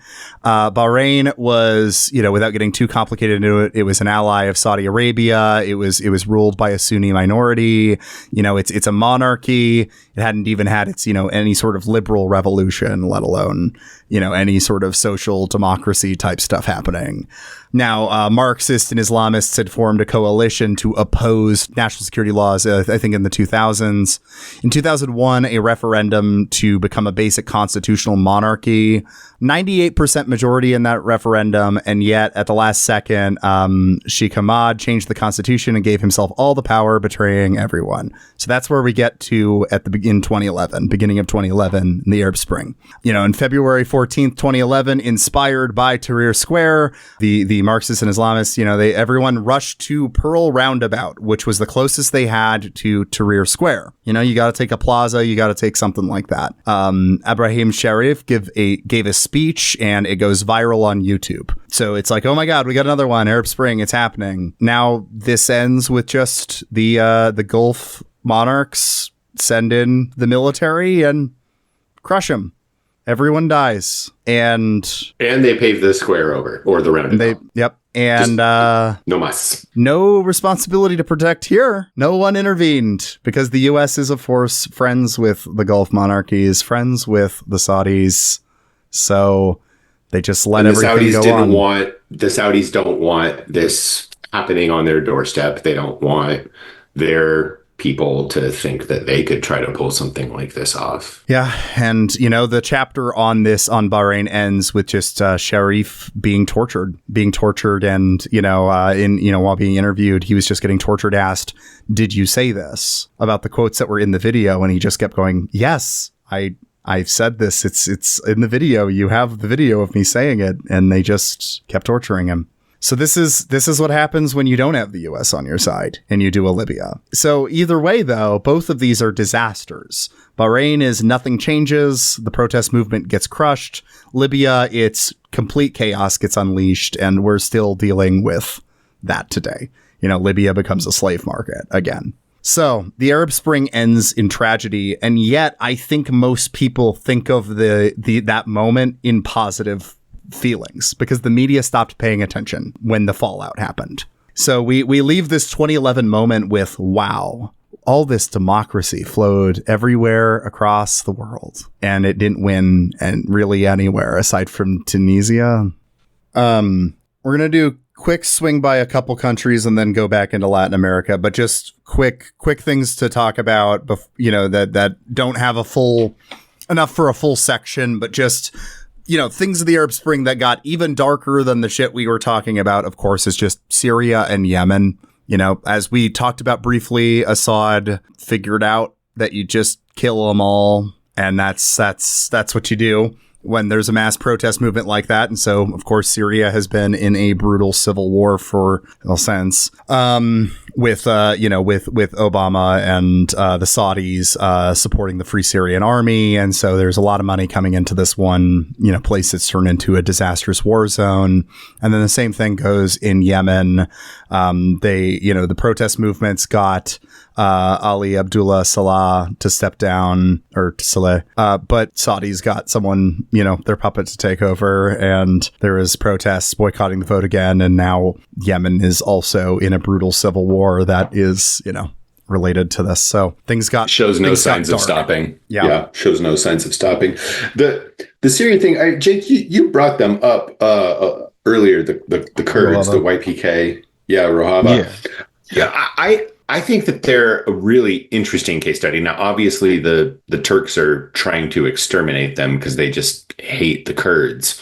But I think they're actually a really interesting case study in like a way to build. I mean, obviously, they're on war footing at all times right now. So that's like not great as far as like, people's like flourishing and, it's not like it's their fault.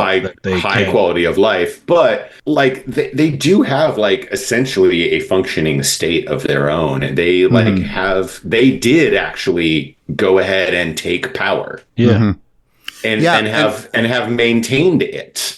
Part of that being that, despite being a lot of, having a lot of anarchist, impulses in a lot of their movements, they're also like organized, coordinated, able to seize power, things. Well, because they're federated, which is a form of representational democracy. It's not like completely horizontal. They have like representational systems. Yeah, representation is good.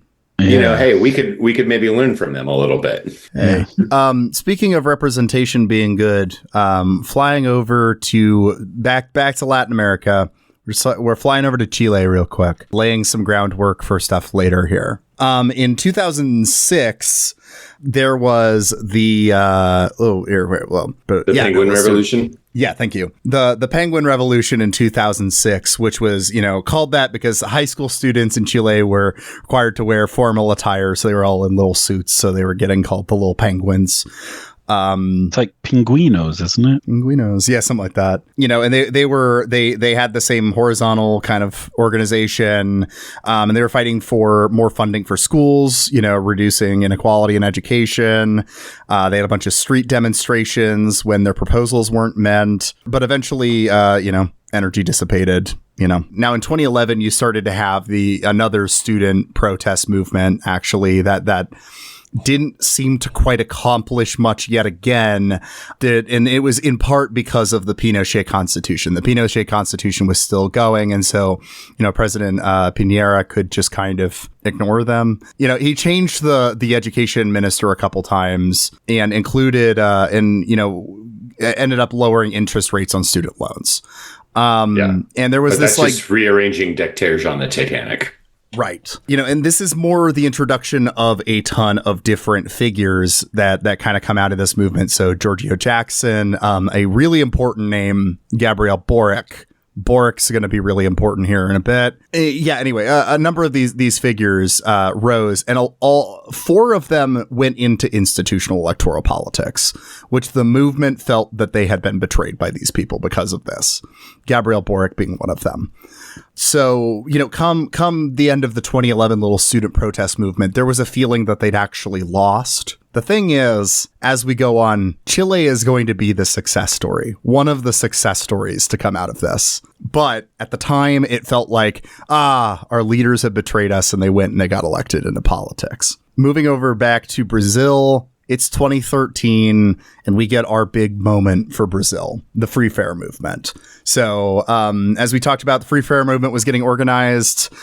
But it was in 2013 that they begin to they get a proper mass movement. Something happens. People come out into the streets. Again, free public transit is a thing worth getting into the streets for. It is. I agree. So Fernando Haddad took Oh, go ahead. Well, I was just going to go back to the embarrassed right thing. We touched on it earlier, but like, the idea of the right losing and feeling like they kind of had to shut up for a little while.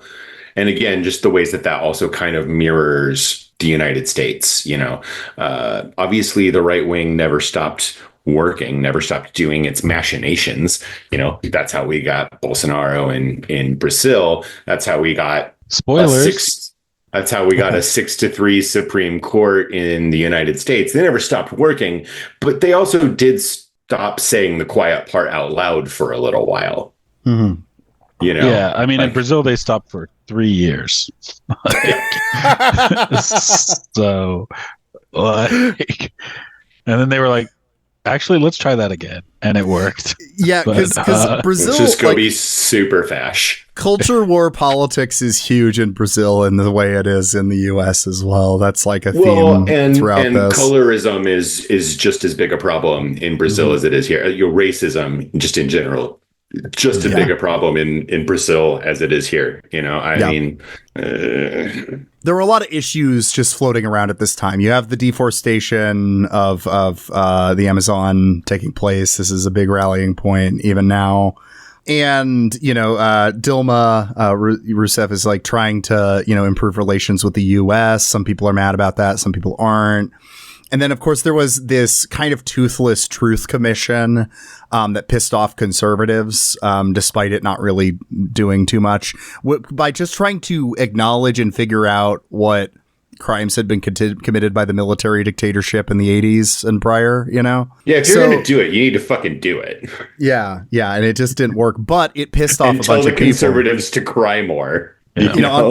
On top of that, the armed forces had been re-empowered starting in 2004 because when the Brazilian military went to Haiti as part of the UN stabilization missions in Haiti, which was, horrific. And that would be a whole other thing. I think I've talked about this before on podcasts because of the Haiti side of things. But basically, like the amount of rape that took place during that U.S. peacekeeping mission is like horrific. UN peacekeeping mission was horrific. I mean, we didn't help, but it wasn't just us.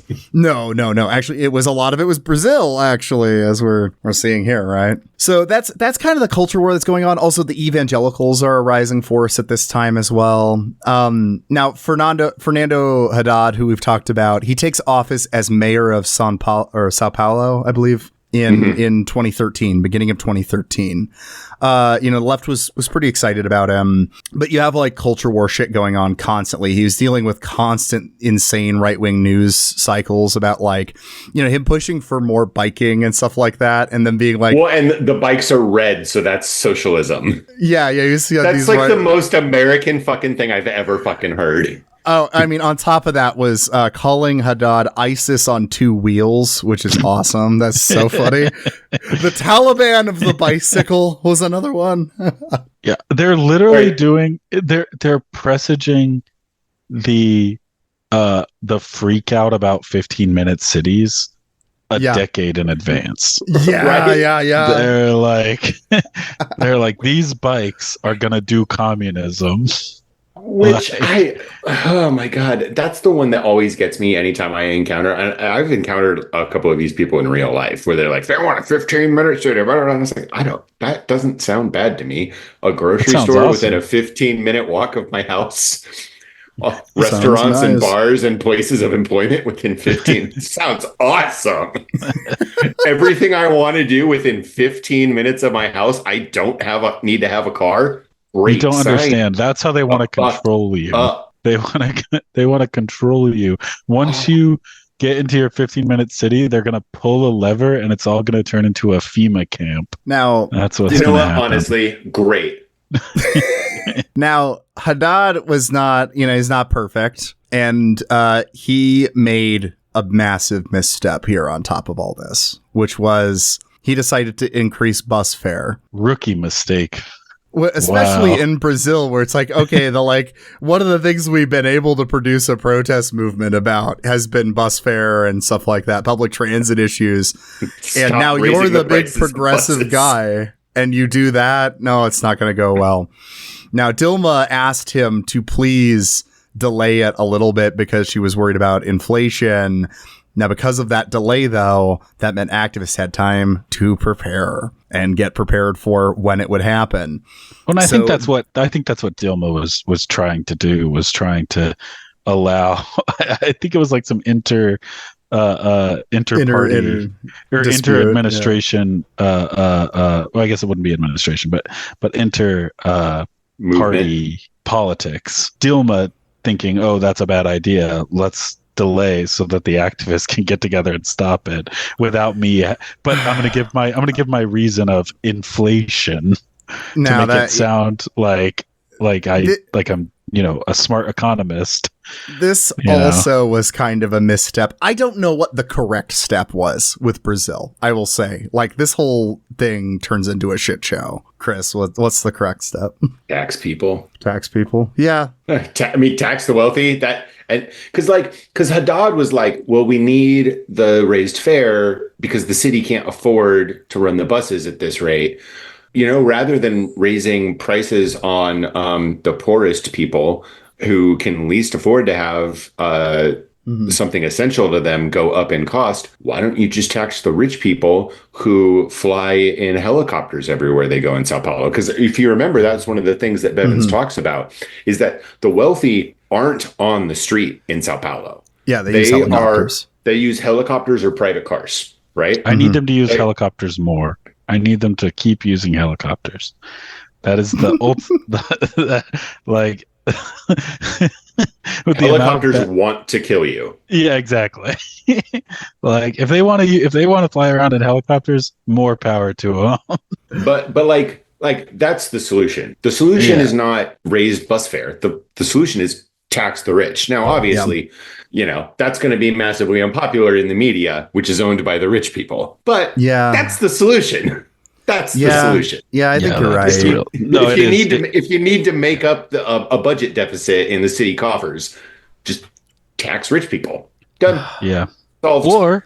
Or if you're a country that doesn't tag its currency to the US dollar and you have a sovereign currency of your own, just type some numbers into the computer and you have the money. Yeah, make money printer go brrr. Yeah. Like do some modern monetary theory, some new Keynesianism.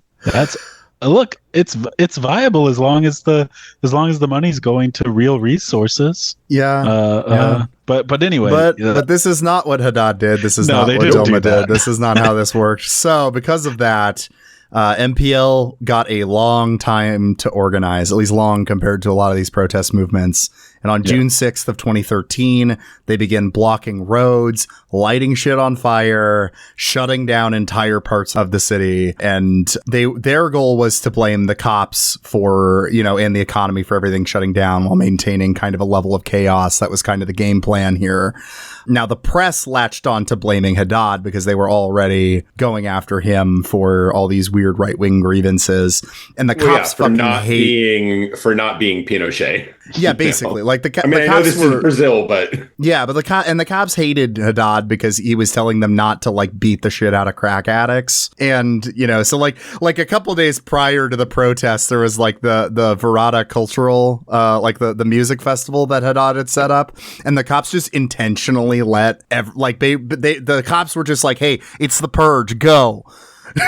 Yeah, you can't ask a cop to deny their genetics. That's not something you can do. But it was essentially a work stoppage. The cops, he describes it as the cops just like standing there with their arms crossed, like just being like, I'm not doing shit today. Yeah. So on June 6th, the MPL, brought in this big protest movement. By June 11th, the third protest is especially chaotic. It's raining really hard, and an image gets into the press of a bunch of punks. You can see like overwhelming a police officer. Now, the MPL knew this looked like bad optics, and the MPL had actually surrounded the cop to protect the cop, to get the people who were trying to beat the shit out of the cop not to do it, because it was going to look really bad in the press. But the press still ran with the image, and Haddad now is trying to intervene with the cops, being like, do not overreact to this image. That's not going to happen now, though. The cops are pissed. And so on June 13th, the cops attack. They go in like ready for war. You know, they're shooting rubber bullets into the crowd. They're doing everything. You know, and this is also where you get some of the iconic imagery that's flowing around on social media, like Juliana Vallone was shot in the face by a rubber bullet, and so there's a picture of him, and yeah. Anyway, because of these pictures going around, though, there's this interesting little chunk that Bevins points to where Mayara, she's calling the Nina Capello, who's organizing back at the base, going like, "Oh my God, we're fucked. The police are attacking us. What do we do? What do we do?" They call, and Nina goes, "What are you talking about? We just won." And it was because all the images were blowing up on the media of cops beating the shit out of teenagers. And the press basically did a complete about face. Like, Bevins talks about this conservative TV host, Jose Luis Datina, is starting out being like this asshole about like, oh, fuck the protests. And then at some point starts polling the viewers, realizing the viewers are all supporting the protests. And suddenly he's like, these heroic patriots out in the streets. That guy was awesome. That guy was awesome. That was such a funny passage to read. Yeah. Such a funny passage to read because you can see it because I don't know a ton about Brazilian television, but like in my head, it plays like one of those big like Spanish talk show type things, right? Where the guy is just like very large. The host is like very larger than life. And, that was this guy. That was like his whole thing. Just like very blustery and, Sábado Gigante type stuff. And like, just watching him have to like backpedal in real time must have been absolutely delightful. I just made a connection in my brain that I hadn't before. The Juliana Vallone, who got shot with the rubber bullet. Yeah. And then she kept participating kind of in coverage of the protests, and images of her with a huge black eye are like a big part of this thing. And I just remembered about Linda Tirado. Do you guys remember her? I was actually going to bring her up. She's dying because of the brain damage that she suffered covering the 2020 protests. Yeah. Like, he revealed recently that like she is dying, like her brain is broken. I think a couple of days ago, she said she only had like a few days or something like that. It was oh my like God. really, really sad. Just horrible what they did to her. Well, and I mean, this is something like, God, I feel like people. I remember this in 2020 a bunch. I don't think people understand what rubber bullets are. They think they are just like completely made of rubber, and it's just like an ouch, like it's an airsoft gun or something like that. It's not. Yeah. No, you can they are real bullets with rubber fired at bullet speed, dense as fuck, and like big. It's I do remember there were all those tweets about like, here's what tear gas does to you, here's what rubber bullets do, like all that.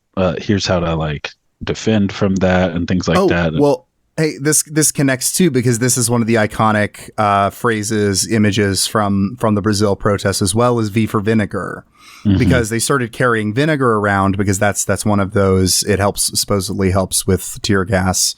Yep. I haven't tried that. We were lemon juice. We were lemon juice folks over in Des Moines.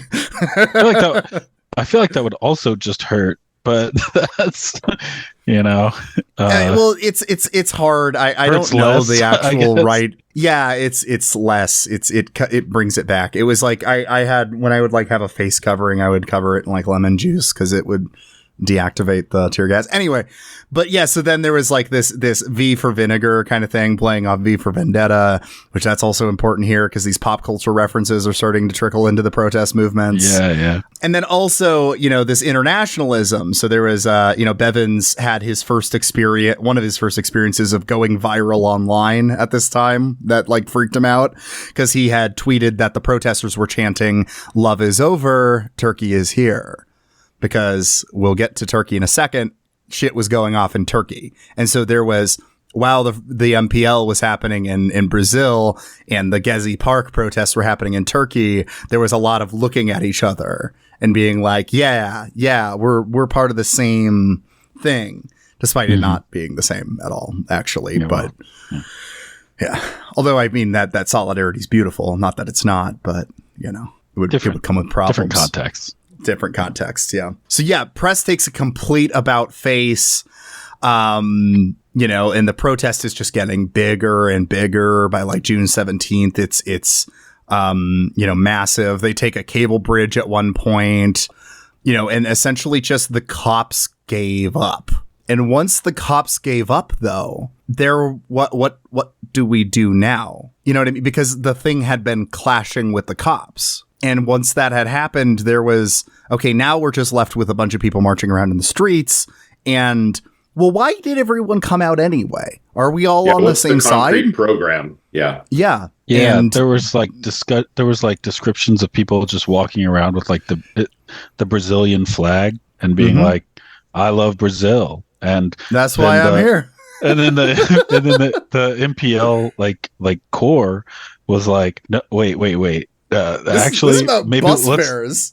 This is number one. This is about bus fares. Number two, let's be like, we're actually like against the government. Like we need to like cool it with the patriotism and stuff. And like, of course, the guys were like, "Fuck you." I'm not gonna like put away my Brazilian flag. Yeah, and so you start these like right-wing cranks are starting to come out and join the protest movement. It's getting muddied what the message is, and so you got like PEC 37, which was like an obscure like right-wing libertarian talking point at the time. That suddenly was becoming a rallying cry for everyone. It's like if like in the middle of 2020, like a huge chunk of everybody started being like, I don't know, like fucking like pro crypto or something out of nowhere. You'd be like, what are we doing? What? Right. Or like here for a guy in your march is just like, we need to find the adrenochrome stores. Like, Somebody starts talking about chemtrails and you're like, what the fuck? No. And this is important here because this is the moneyed interests in Brazil and globally, they saw this ambiguity and they thought, we can get involved in this. We can use this for our purposes. So we get the Movimento Brasil Livre, not to be mistaken with the MPL. The Movimento Passe Libre. Yes, this is the MBL, which was a neoliberal free market, like Students for Liberty vibe. It's organization. Like a Koch brothers thing, like analog. Yeah, it's like just how anytime you see anything like Patriots for Liberty or whatever, and anything in America, you're just like, oh, okay, I got it. Right wing assholes. So understood. So now this is just huge. This is a riot. There's nobody to negotiate with. And now right-wing cranks are coming out and AstroTurf shit is coming out. So this is now half Occupy, half the Tea Party. This is a mess. Yeah. And in this context, the protests are getting more and more violent now. So now this incoherent group of people are storming city halls and threatening the employees inside. They set a TV news van on fire, something that an organized revolutionary movement would go, do not fucking do that. The press is on our side right now. That's a very bad idea. And around this time, Erdogan in Turkey reached out to President Dilma saying he thought that these digitally organized protests were some sort of foreign destabilization program. And Putin also believed something similar about the color revolutions that were happening, at the time, right? Which they very well could be, honestly. It's not like it's completely untrue. There literally were AstroTurf movements. It's both. That's the thing. Because these are such mass protest movements, it's both. They're probably were intelligence agencies egging this on. We know the MBL was funded by right-wing libertarian interests and stuff. And then you have the Free Fare movement, the original MPL, that's not, that they're organized with, around this bus fare and social democracy and shit. So there's this incoherent group and you could, it's really impossible to even say, when we get to Euromaidan, it's really difficult to say, oh, that was a CIA coup or something like that, for instance, because it's CIA probably was meddling around. And so it was a lot of other people. Like, it's really hard to say what was going on. There is no major destabilization that lacks intelligence agency meddling. Like, it just will always be there.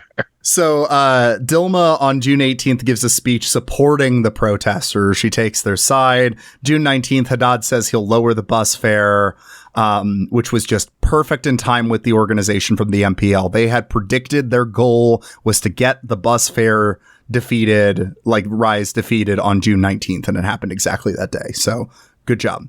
June 20th, they do the final street action, and it's mostly just kind of a celebration, and it's a party. Now, at this point, things get weird because you've got this party versus anti-party, these two different attitudes, warring. Where you have people that are like, yeah, now we get institutional power. Now we make MPL like a proper party. We do shit. And then you have people who are like, no, nobody's at the center. No stage, no leaders. Fuck that.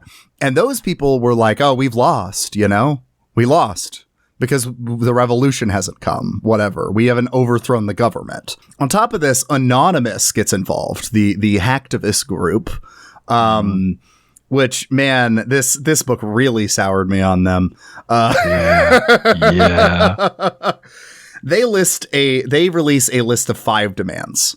These are the list of 5 non-ideological demands. This is above ideology. Number 1, stop PEC 37. The right-wing talking point we were talking about. Number 2, Senate President Renan Calheiros must be removed. Number 3, irregularities in the World Cup project should be investigated and punished. Number 4, congressional corruption would be categorized as a heinous crime. And number 5, an end to the privileged forum, which means that charges against sitting politicians must be tried by the Supreme Court. So none of this is like what this all started about at all. I like the last one. That's kind of cool. Well, also, I will say, all of the shit around the Brazil World Cup was pretty fucked up, and it really did need to get investigated. But the thing is that the people who were benefiting from that shit were the rich. Yes. Like, they were like, they didn't want that investigated.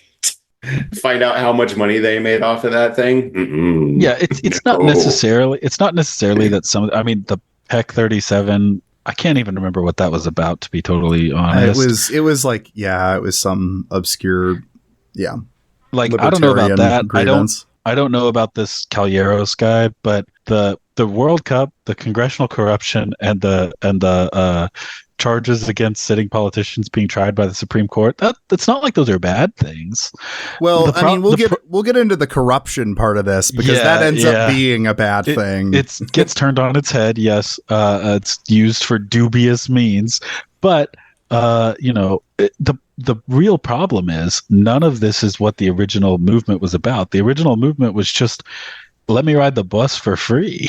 Yeah, and none of this is really very material either. It's like investigate corruption. It's all about the institution. It's all about the procedures of the institutions. Yeah. Now, the MPL got a meeting with Dilma that went really well, supposedly. However, one of the MPL members made a stupid comment to the press where he said that Dilma seemed unprepared. They stay making these organizations, these kind of like horizontal organizations, stay making comments to the press. And you gotta stop making comments to the press like that, because of course the press ran with it as the headline. Dilma unprepared, Dilma whatever, despite the protesters or the MPL really actually realizing Dilma was an ally for this and really gonna be helpful. So Dilma responded to the protest, responded to the demands that were drafted by Anonymous that I listed, stuff like that. She killed PEC 37. She supported the heinous crime designation,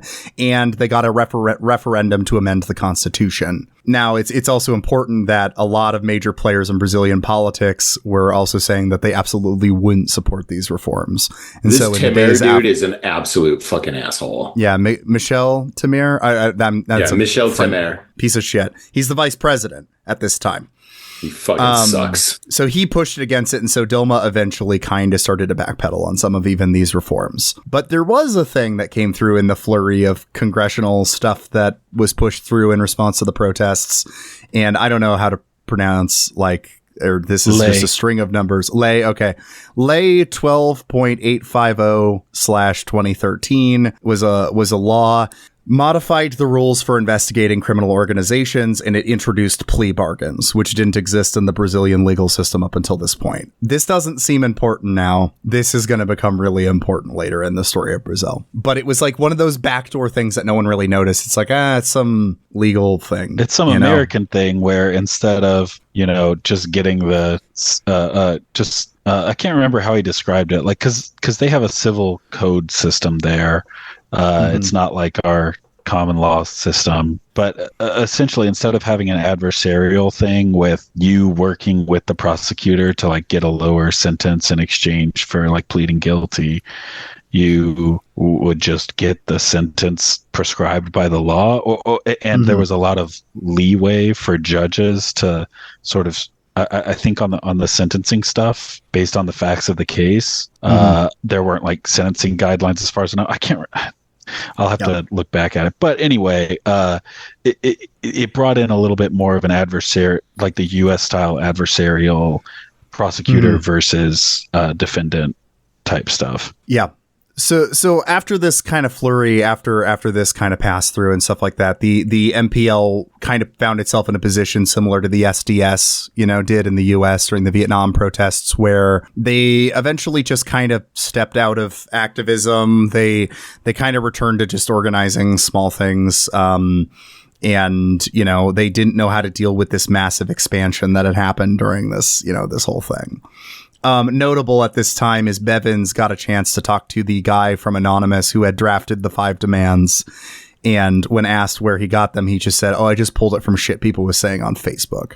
So like he was a leader, whether they had leaders or not. He was the one that made that call and just kind of pulled shit he'd seen online. Now, at this time, Dilma's approval rating has just completely tanked. She went from 57% at the beginning of June to, by the end of June, 30%. Despite the fact none of the issues they were protesting were federal issues, the messaging got less clear, and there was a deeper and deeper sense of just nihilism and things are getting fucked entering Brazilian politics. And like, last little thing I wanted to throw in here before we move away from Brazil for a little longer, we'll come back at the end, is then the World Cup. Like you mentioned, the World Cup does happen, despite the fact that during the protests, they had been saying there will be no World Cup. This was the, you're making the vote. Legendary. There will be no World Cup was like one of the slogans about, being cheered on about how, all the, corruption and stuff around the World Cup. While watching a game between Germany and Brazil, the crowd, now so fucking fed up with politics in Brazil and this kind of nihilistic irony that I could totally see myself falling into, begins to start cheering for Germany as Germany kicks Brazil's ass. This is a legendary moment. I remember watching this live. Me too. I've rarely felt so. I don't even have anything against Brazil. But watching Germany kick their ass was like, I was feeling like a heightened state of euphoria. I was holy shit.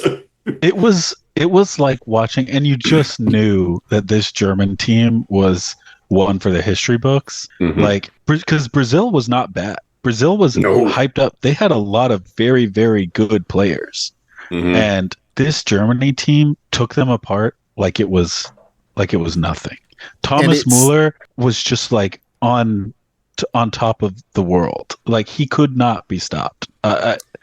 It was crazy. And this is, this speaks to the state of things in Brazil at this point, because everyone was so fucking fed up with everything that had happened in this country that everyone was cheering on their own massive loss. And it became a meme as Chris was doing visually there, 7-1, right? That was the score that they won to, that they lost to. And that became a meme.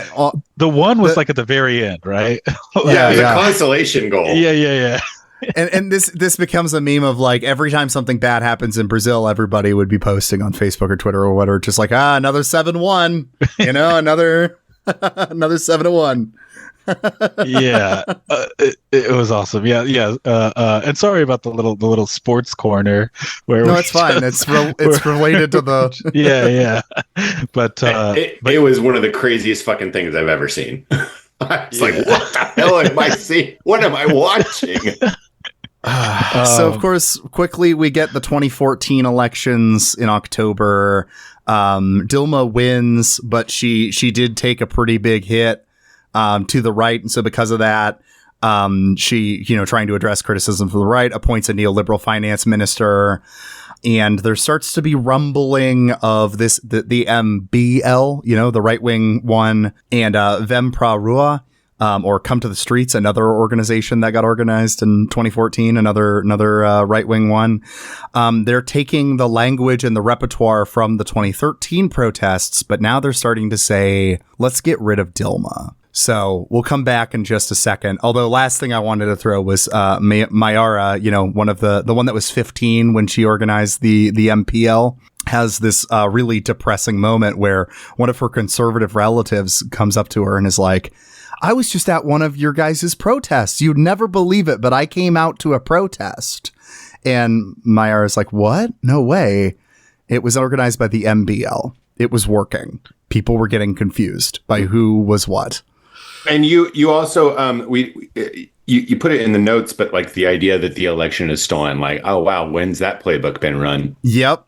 Actually, I was thinking a lot about how much Brazil both took influences from U.S. politics and also was influencing U.S. politics just back and forth. There's a playbook. Well, it was getting drafted. It was all of Latin America because remember it was all of Latin America because they did the same thing to Evo as well. Yeah. They tried to do that to Morales. Yeah, to the exact same way, like where they stopped counting votes. And in the morning when they started again, all of the votes from urban and indigenous areas had come in. Mm-hmm. And so all of those went heavy for Evo. And so he was, suddenly winning, and everyone was clearly he's rigged it. He stole the election. And it's like, I don't know, maybe the indigenous president of this country Bolivia, might have a ton of votes from indigenous people. I don't know. And also that's weird. And then you think about how they stopped counting votes for the night in Philadelphia, in Pennsylvania, and then all the votes from Philadelphia came in the morning. And Biden was suddenly winning, and it's like you didn't expect the urban center to go like a major city to go massively for Biden. Blue. Yeah, that's crazy. But it was literally the exact same playbook. Yeah. Which is also similar to what the conservatives pulled in 2000 during Bush v. Gore. They the second there was anything even remotely, not even weird, just the second there was something that they could put their claw into as a quote unquote irregularity, they just jumped on it. Yeah, I just want to, and I do just want to have a little aside here where I note that the point of this podcast is for Chris and I to go on tangents while Josiah begs us to stay on track. We have so much more book to talk about. We do. All right. New location, Turkey. We're flying over to Turkey real quick. Hey. So in 2013, I want to go. Yeah. Check that out. I'd like that. So there was a protest movement that got kicked off in Turkey. This is under Erdogan's. It's been under Erdogan's control since 2002 at the time. Now Erdogan actually had a pretty nice approval rating, but had a really low one in Istanbul, in the city. He was doing the kind of neoliberalism kind of thing, with a bit of an Islamist bent to it. Anyway, protest movement starts off in Istanbul, in Taksim Square, in Gezi Park, the park that's in the square that's in the city of Istanbul. And it was started in defense of a historic movie theater that was going to be demolished for a mall. You know, environmentalists had been inspired by European protests that had happened in Greece, for instance, and then also Tahrir Square. So they organized then in Gezi Park to defend the trees that were going to get bulldozed on May 27th. After the movie theater, nothing really came of that protest. So they organized around, you know, an environmentalist kind of protest. Now, not a lot of people didn't really come out. You know, it was the core, it was the activists. They fought off the bulldozers for a day. But on May 29th, there was a violent dispersal. And we've seen the script now. We're starting to see the script. What happens when you have a violent dispersal combined with, you know, media that's not state media covering it? Outrage. And what happens when you combine that with social media? More outrage. There's also an iconic image of a young woman getting pepper sprayed. And so that was, you know, spread around a lot. And so here we are. We're in a proper panic, you know, proper mass, everybody's coming out, and here we are. Now, this is running into the same problem as Brazil. We've got a weird combination of people coming out. So you have the environmentalists who are either part of the People's Democratic Party or sometimes the Turkish Communist Party. So, you know, you have the organized left is coming out. They're making out. You have feminists and LGBTQ groups that come out. And then you have, you know, other types of more like moderates coming out as well.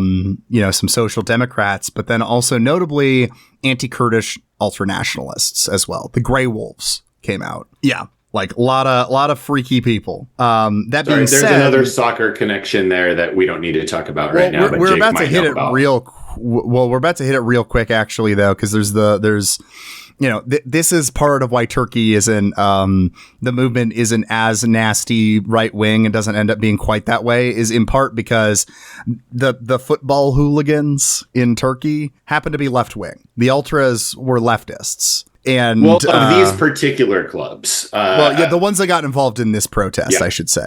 Yeah. But I mean, that's not usually the case. Usually, when the football hooligans make it out, it's usually that's the right wing force arriving, you know. But that not in the case in Turkey. I wouldn't say that like usually when hooligans come out or like ultras come out that it's a right wing phenomenon in European soccer. It is very, very much dependent on the particular clubs. There are right-wing soccer clubs and there are left-wing soccer clubs, right? Like Lazio in they literally this is crazy. They're Nazis. Like literally Nazis. Like they have branding with the SS on it in like not subtle ways at all. Yeah. But then like Barcelona, those are left-wingers, right? Yeah. As they should be, given the history of that. You know, Celtic left-wing, Rangers right-wing. Okay, so I'll back that. Yeah, that was me talking without too much knowledge of this. That makes more sense. It just so happens that supporters of Fenerbahce and Besiktas are left-wing. Like the supporters of those two teams in Istanbul are left-wing. Like those are left-wing clubs. If you're a right-winger, you're just a fan of a different club. Yeah. So these guys end up being important to how this plays out, of course, too, because they're the ones that are militant. They were the ones that will fight on the front lines. And so there's kind of like this split between what the ultras, they start calling the flower people, is referring to the ones people who just kind of come and they're like liberal artsy students and they're just here to hang out. You know what I mean? Your Occupy kind of people. And then they're the ones on the front lines. You know, they're the ones ready trying to fight. Protect the flower people. Yeah. And this is important because, you know, yet again, like maybe the protest may not be organized, but these guys are, you know, and so like I think it was what was the name of the one that starts with B? I can't pronounce it. Beşiktaş. Yeah, that one. Turkish does not work with me for some reason. Every time I cannot pronounce anything. No, but like when they came out, they like arrived with a banner that had like a hammer and sickle and an anarchist A on it. And they're like regimented. It was like freaking people out how weirdly organized they were. And I mean, that was important to allowing this to happen. You combine this then with another night during these protests, Rihanna performs. concerts. And so fans who are in the VIP spots were watching shit happening on Twitter. And so they all rushed to the square right when the concert ended. So, you're just getting tons of people from all over just coming in.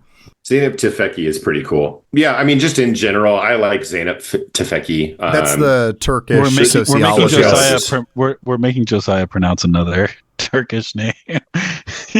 She's a Turkish sociologist that Bevins refers to here, and in part she saw a lot of similarities between Tahrir in New York and then what was happening in Turkey here. So it was similar. And Gezi Park, because of this, it represented this escape from the alienation of everyday life, much like both of those movements.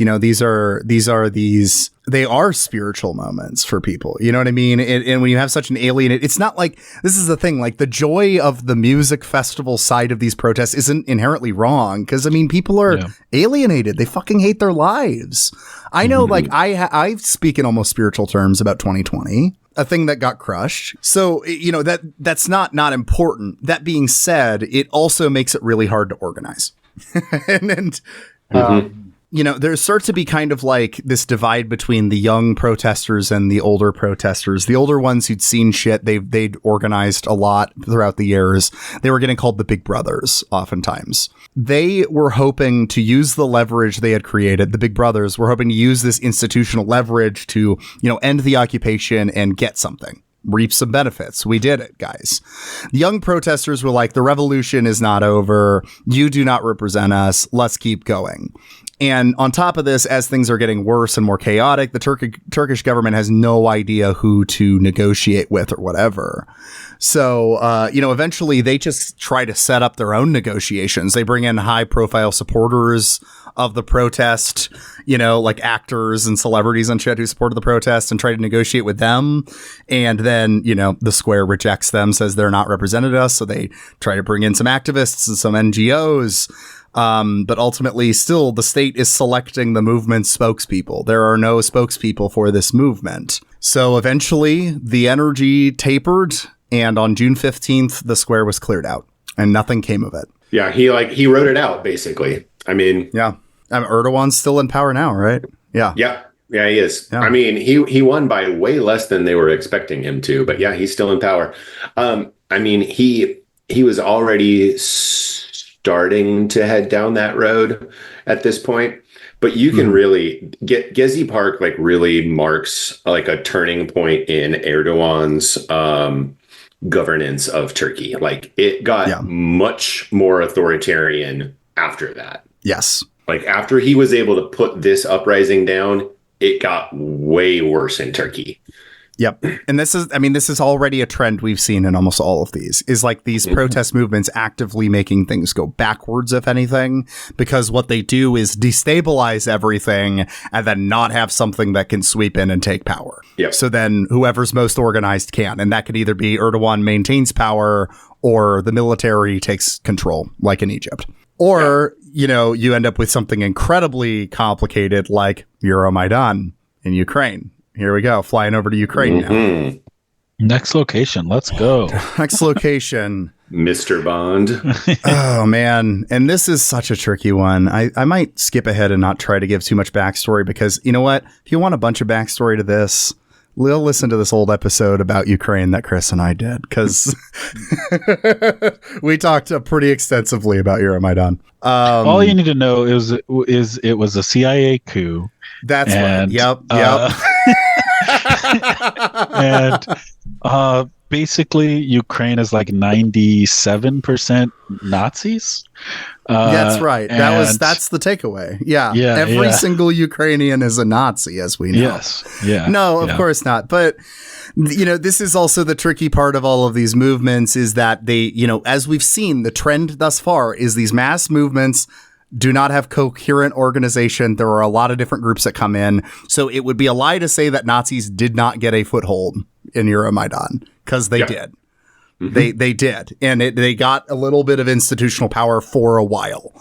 It didn't necessarily remain, but that's not good. It's not good to have Nazis take any institutional power ever.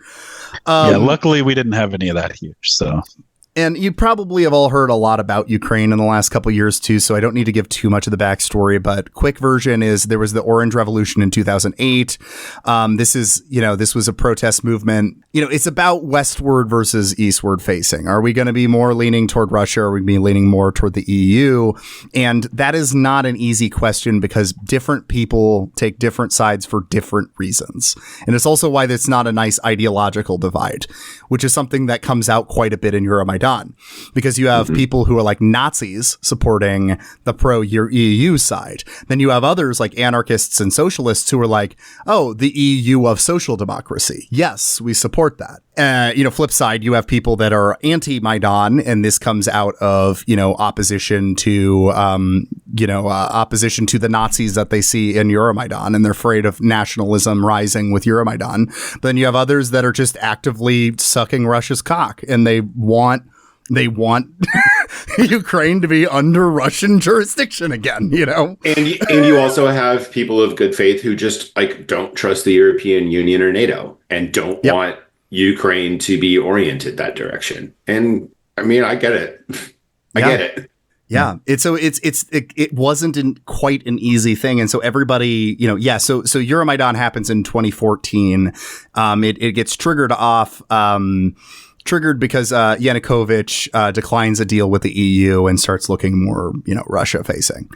And so now that being said, Yanukovych was kind of in a weird position, too, because he was kind of playing Russia and the EU off of each other. So he wasn't exactly completely Russia facing, but he's a giant idiot. He's a moron. That was the main problem here. Just a fucking dumbass. So, yeah, everybody floods to the street, floods to a plaza. We do it again. It's Maidan. It's the square. We occupy it, and all sorts of guys come out. But this time, nationalist neo-Nazi groups are coming out, and they got guns. And so then they end up being in an important role in the protest because the socialists don't know how to shoot guns. You know what I mean? Like, these are the guys that know how to fight. And so they get this foothold in the movement that is incredibly hard to deal with. Because, there's this chunk at some point about the hundreds, the small self-defense groups and militias that started springing up. One of the activists he's been following, a leftist guy, the guy who was seeing it as the EU of social democracy and had kind of, thought we were having this like left wing, maybe feminist even revolution kind of happening here. He tries to organize 100 for himself, a self-defense group, and tries to register it. And at this point, the registration is being run by Andre Ruby. Thank you. Who's an open Nazi. And so he says, okay, come back unarmed, and we'll register you. They come back unarmed, and then C-14, a neo-Nazi group, chases them out and says that leftists aren't welcome in Euromaidan. So, Also, hundreds, there's a really long history of that in the kind of Slavic speaking countries. Hundreds are usually a force of reactionary repression. Hundreds are bad. If you see them, your movement's not going well. Yeah, if you see them popping up, things are bad. Hundreds are not good. If a group called the Right Sector it shows up, that's not a good sign either. Yeah. So this descends into violence between the police and Maidan itself having an incoherent organization of a lot of different people that don't agree on what exactly the goal is here. And the country just descends into chaos. It really was weird. It's a weird movement. It's a weird moment. And, this comes in January 16, 2014, Ukrainian parliament passes draconian anti-protest laws, which make people even more mad. January 19th is when you get Euromaidan, where a bunch of auto owners come out. And then, a bunch of violence happened, which the Right Sector took credit for. By February 19th, Yanukovych was ready to negotiate. But then on February 20th, to this day, we still don't quite know what happened here. A sniper, potentially a pro-Maidan sniper, triggered a firefight between police and protesters. Now, Russian media ran with this and exaggerated the role of the far right, was, now being like Nazis are taking over the country, claim that, armed militants were carrying out false flag operations to provoke regime change. Yanukovych goes on to try to hammer out a deal with the opposition and, try to organize a ceasefire. Maidan, the square, rejects it. Yanukovych flees. Makes him look worse. And so because of this, as Parliament tries to kind of form something new here, armed men enter Parliament. And so when people call it a coup, this is what they're referring to usually, as you have armed Maidan guys in Parliament overseeing what came next, the changes to legislation and stuff. Now, does that mean it was a coup or not? I don't, it's a tricky word. It wasn't good, I'd say, probably, but yeah, but also that government had absolutely no legitimacy anymore. Exactly. So I remember watching the videos of people just kind of strolling around Yanukovych's presidential palace as they because they went in and looted it, and it was. Well, first of all, it was extremely tacky. Yeah, but that's classic. That's classic oligarch rich shit. Dictator oligarch type stuff. Yeah. It was extremely tacky, but it was also just like one of those things. I mean, I had the same basic reaction when I would walk around all of the old palaces of the Russian nobility. When I was living in Russia, and you can go on tours of all the old palaces and stuff, and you just be like, oh, I totally get why there was a revolution here. I get it. Cool. Got it. I felt that way when I visited Versailles in Paris, too. I was like, oh, yeah, this is made of gold. Yeah. And people were starving outside. I'd be mad, too. Yeah, I get it. Yeah, I'll throw in mine. I mean, walking around Austria or any number of places, you look at it and you're just like, cool, I'm glad you guys had a good time of it. I definitely can 100% understand why this region was the birthplace of communism.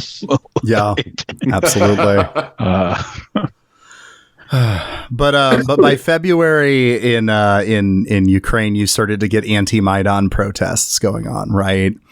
And this also gets made worse when a phone call gets leaked between Victoria Nuland and the U.S. ambassador, Jeffrey Piat, whatever, however you say his name. Who cares? And it sounded like they were picking out a new prime minister. Now, I've actually even heard this call before. I don't quite buy the reading on this, but it makes everything look like a Western-backed regime change. It looks bad, looks really bad. So more people now are joining these anti-Maidan protests. So there's cases where there were leftists who were at Maidan now doing anti-Maidan protests. This is getting incredibly muddled.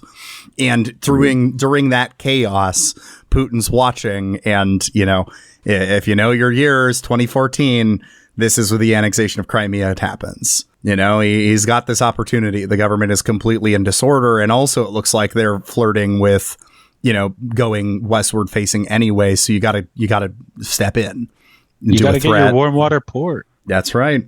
And then, this just kind of continues to be fighting. A civil war is starting to develop in Donbass. I wonder what happens with that. And there was the massacre in Odessa in May when pro-Maidan football ultras and the right sector pushed a bunch of anti-Maidan protesters into an old union building, threw Molotovs in, and burned 50 people alive. Not great, Bob. By the end of this, the country is basically in a brutal civil war, revolution, whatever you want to call it.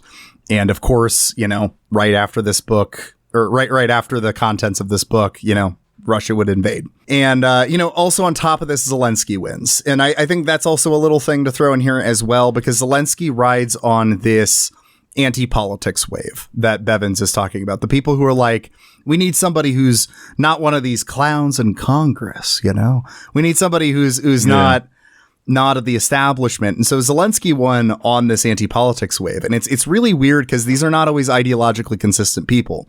Bolsonaro wins on this wave. You could argue Trump wins on this wave. You also have Emmanuel Macron, though, and he wins on this wave of anti-politics.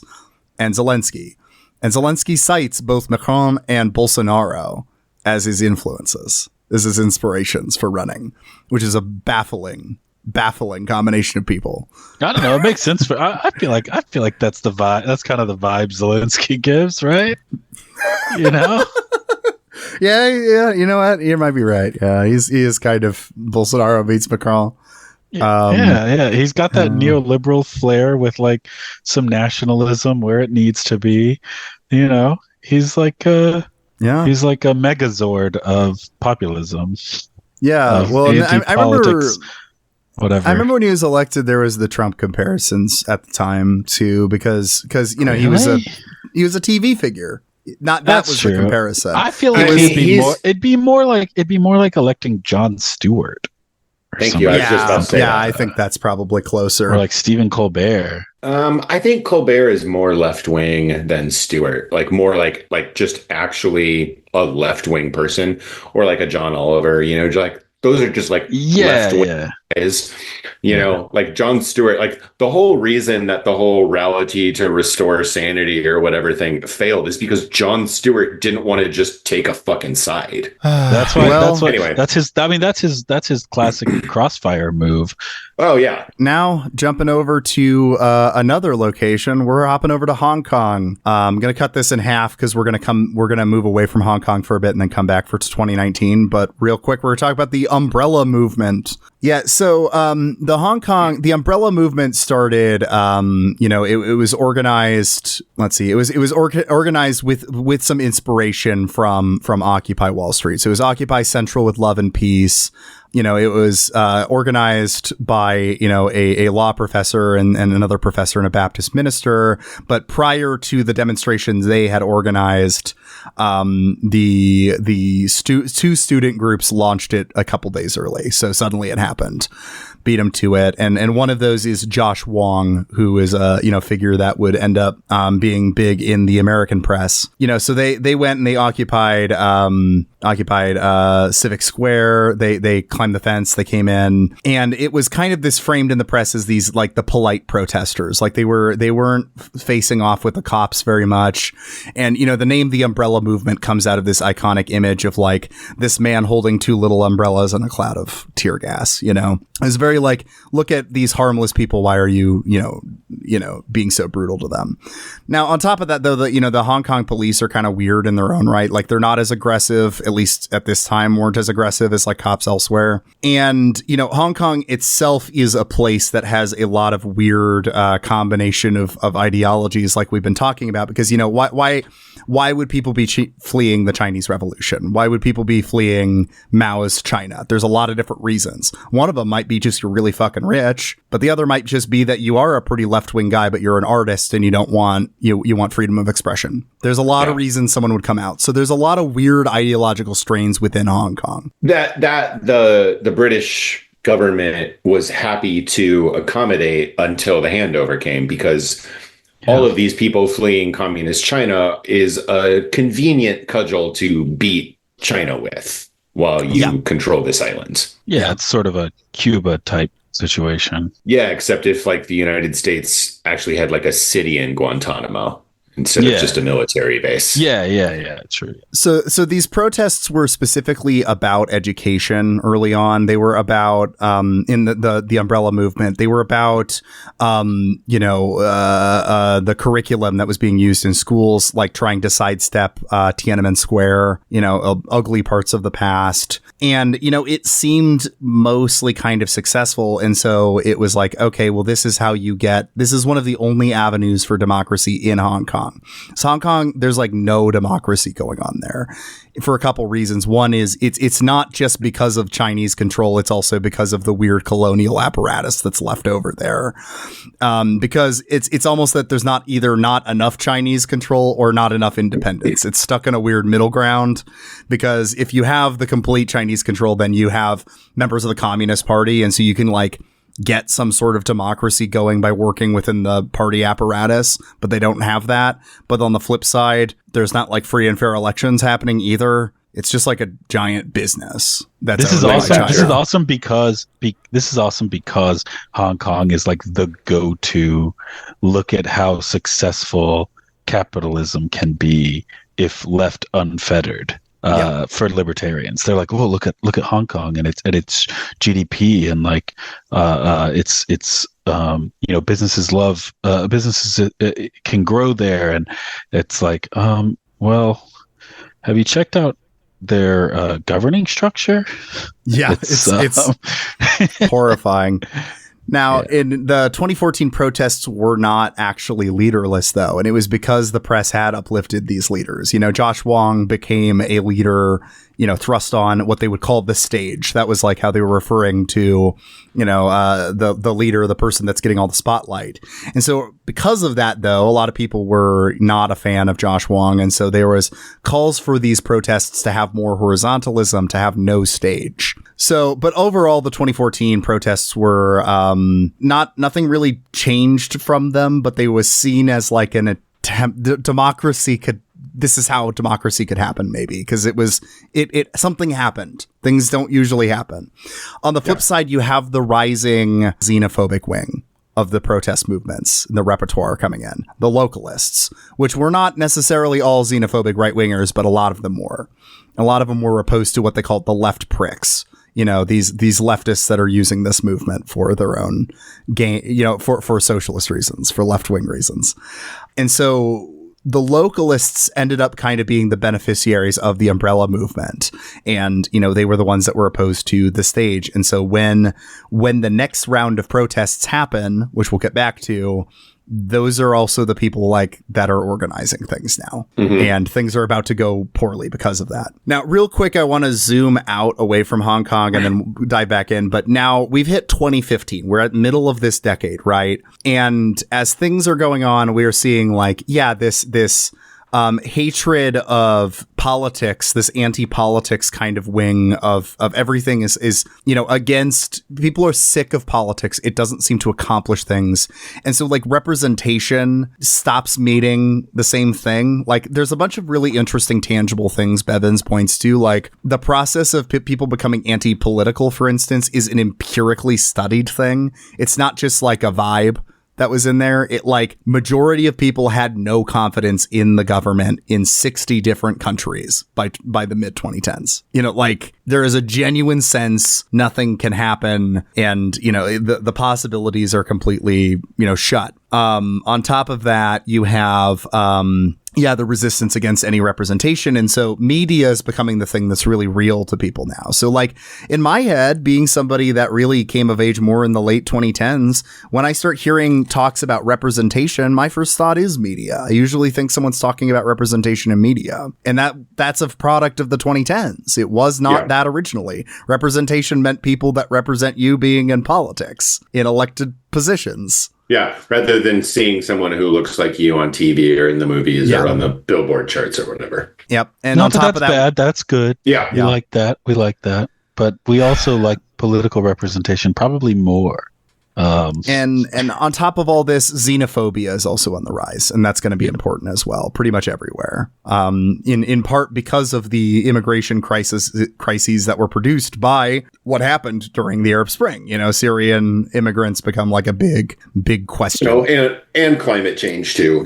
That's also unhelpful. Yeah, I think this is one of the biggest failings of essentially the worldwide left, is to not have basically prepared the ground to be accepting of people trying to come to where you live.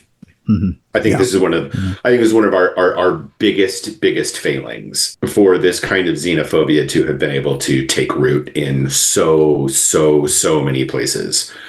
To have a nationalism that is so intellectually impoverished that you can't imagine expanding the people who are accepted into it. It's just I want everyone to be an American, and not in the weird colonialist way. Yeah. But you want everyone to have citizenship. Everyone, hey, I would if you want to come here, please go on. There's plenty of space. Have you been to the Dakotas? Yeah.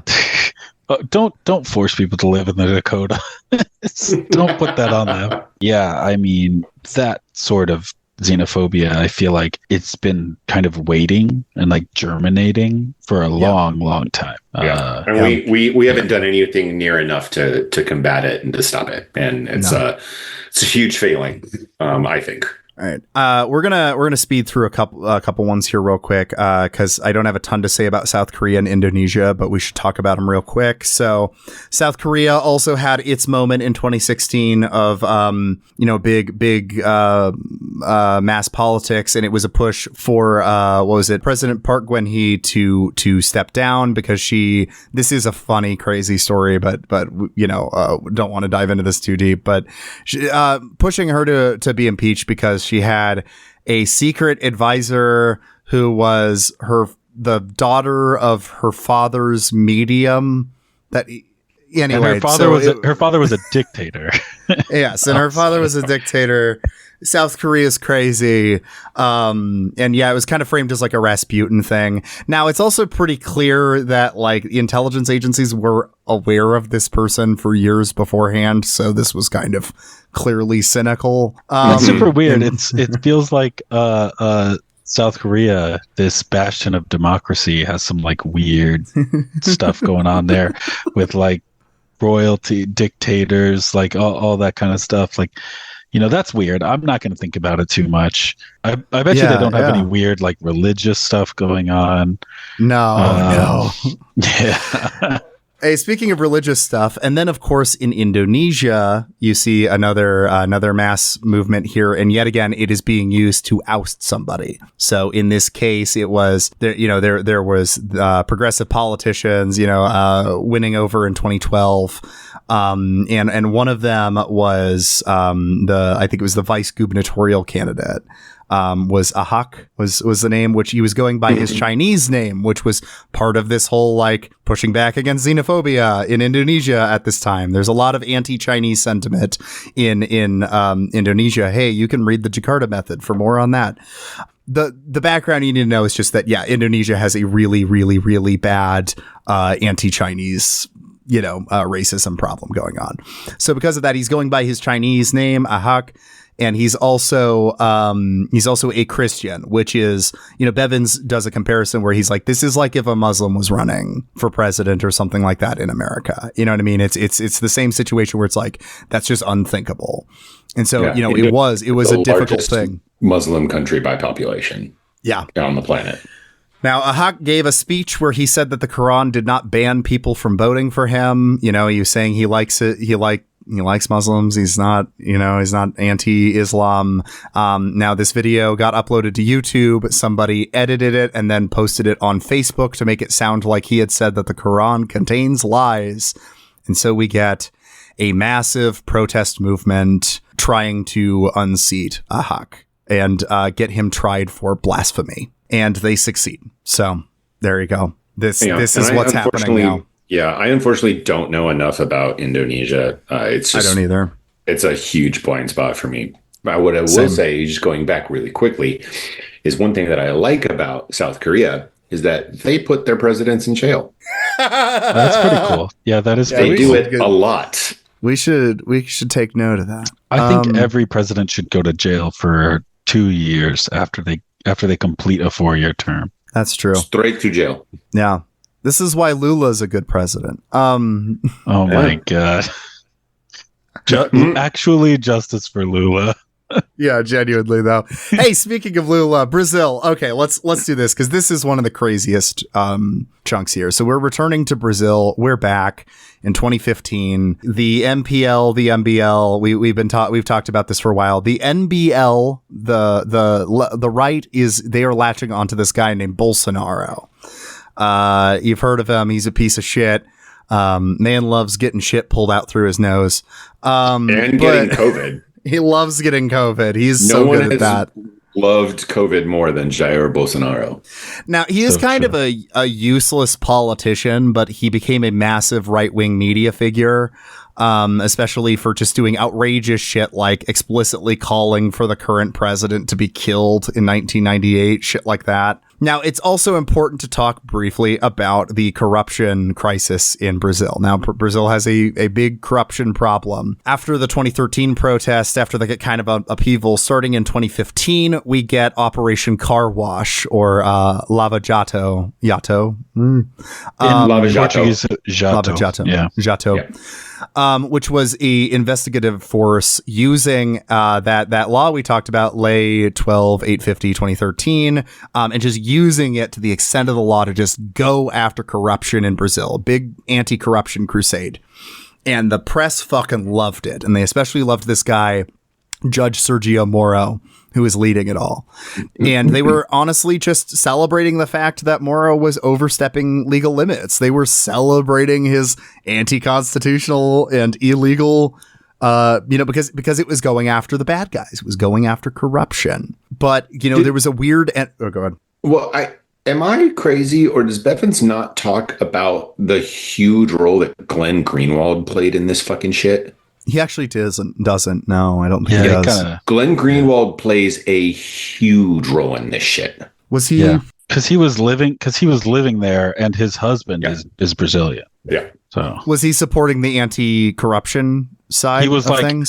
He was investigating it. Like he was like, wasn't he? Yeah, I mean, he was like, that was like his investigative reporting. Like that was like a big chunk of it. I'm pretty sure. Yeah. Oh man, I gotta make sure. I don't want to like speak out of turn, but I'll cut it out if it's. I don't want him to fucking sue us, because he will. That's true. That's true. But I seem to remember that basically he started with like hey, this is a big deal, and he helped kick it off, and then he started like undermining the whole thing, if I remember. Yeah. So that's what it was. So Greenwald, this was one of those stop clock is right twice a day type situations where he actually was instrumental in eventually like reining in Lava Jato. Okay. But, So and I mean it was getting really weird. Before he was crazy. Yeah. So because like allegedly crazy, fucking nuts yet. So I mean, Bevins has this whole moment where he puts out a piece, during this time while he's living in Brazil, critiquing the media's anti-corruption frenzy as being like, yeah, actually there is corruption, but these aren't really going after the real systemic corruption problem. It seems more like this is a group of people targeting their political enemies. Mm-hmm. And because he was doing that kind of criticism, they got him on a technicality and pulled the story. Mm-hmm. And so like the I forget what blog he was at that time, but his editor was like, hey, we broke the rules and you can't publish that anymore. And he's like, what rules? These weren't. Anyway, so there was weird stuff happening at this time where the press was just in lockstep and everyone was in lockstep. But if you started trying Alex not Quadros to, mm-hmm. If you wanted to not be in lockstep, then people got weird with you.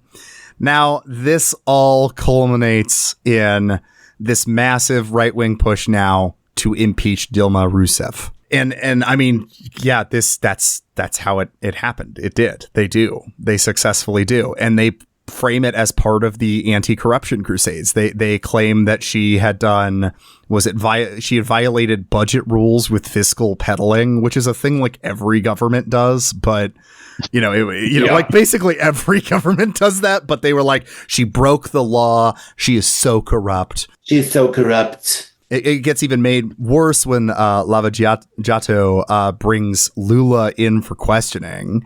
And this was clearly an intimidation tactic because it's supposed to be it's a judicial mechanism you use when someone refuses questioning. But he didn't refuse. They never asked, and they just showed up and arrested him. And took him, yeah. Yeah. Which is just clearly an abuse of power. But, hey. And then... Dilma reached out to Lula a little bit after that and asked for him to come back as chief of staff as things were getting so bad. Her popularity, was going down, and, Lava Jato bugged the call and released it and made it sound like, despite this not being what was said, made it, framed it as this is evidence of Dilma collaborating with Lula, trying to get him from going to jail, like trying to get him not to go to jail, despite the fact they didn't have anything to put Lula in jail at the time. So they pushes forward with the move to replace Dilma with her vice president, Michel Temer. Now, this is not what the majority of Brazilians wanted. Only 8% of Brazilians wanted this at this time. 62% just wanted to hold another election, and 25% wanted Dilma to stay. Which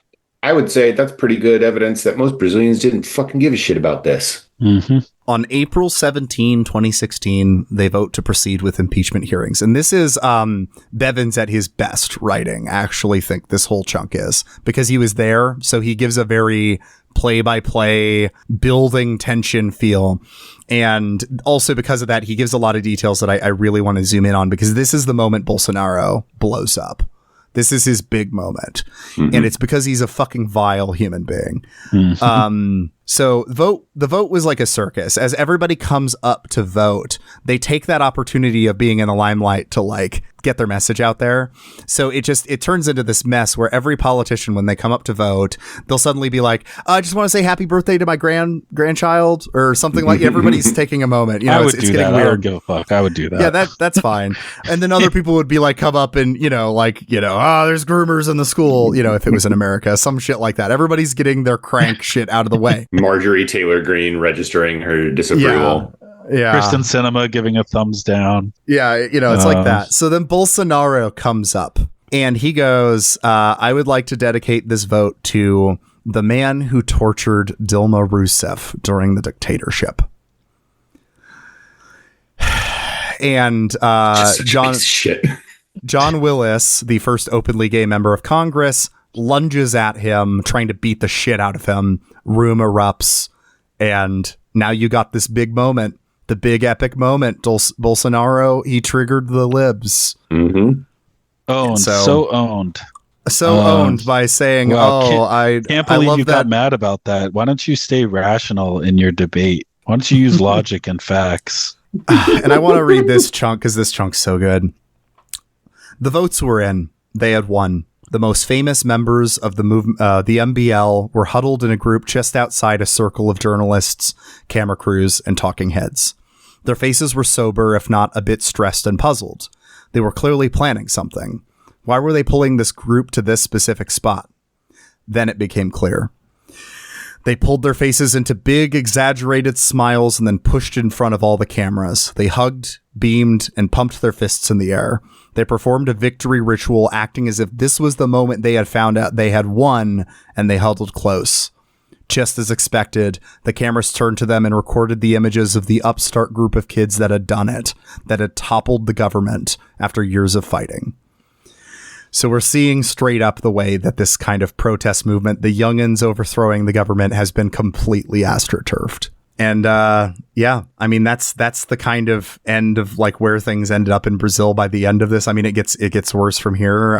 But that's ultimately the big defeat, right? They ousted the left-wing president, and Moro issued arrest warrants and arrested Lula, put him in prison, banned him from giving interviews in jail. And just to put a fine point on how stupid this was and totally unnecessary and against what Brazilians wanted, immediately upon Lula getting out of prison and getting back into politics, immediately elected again.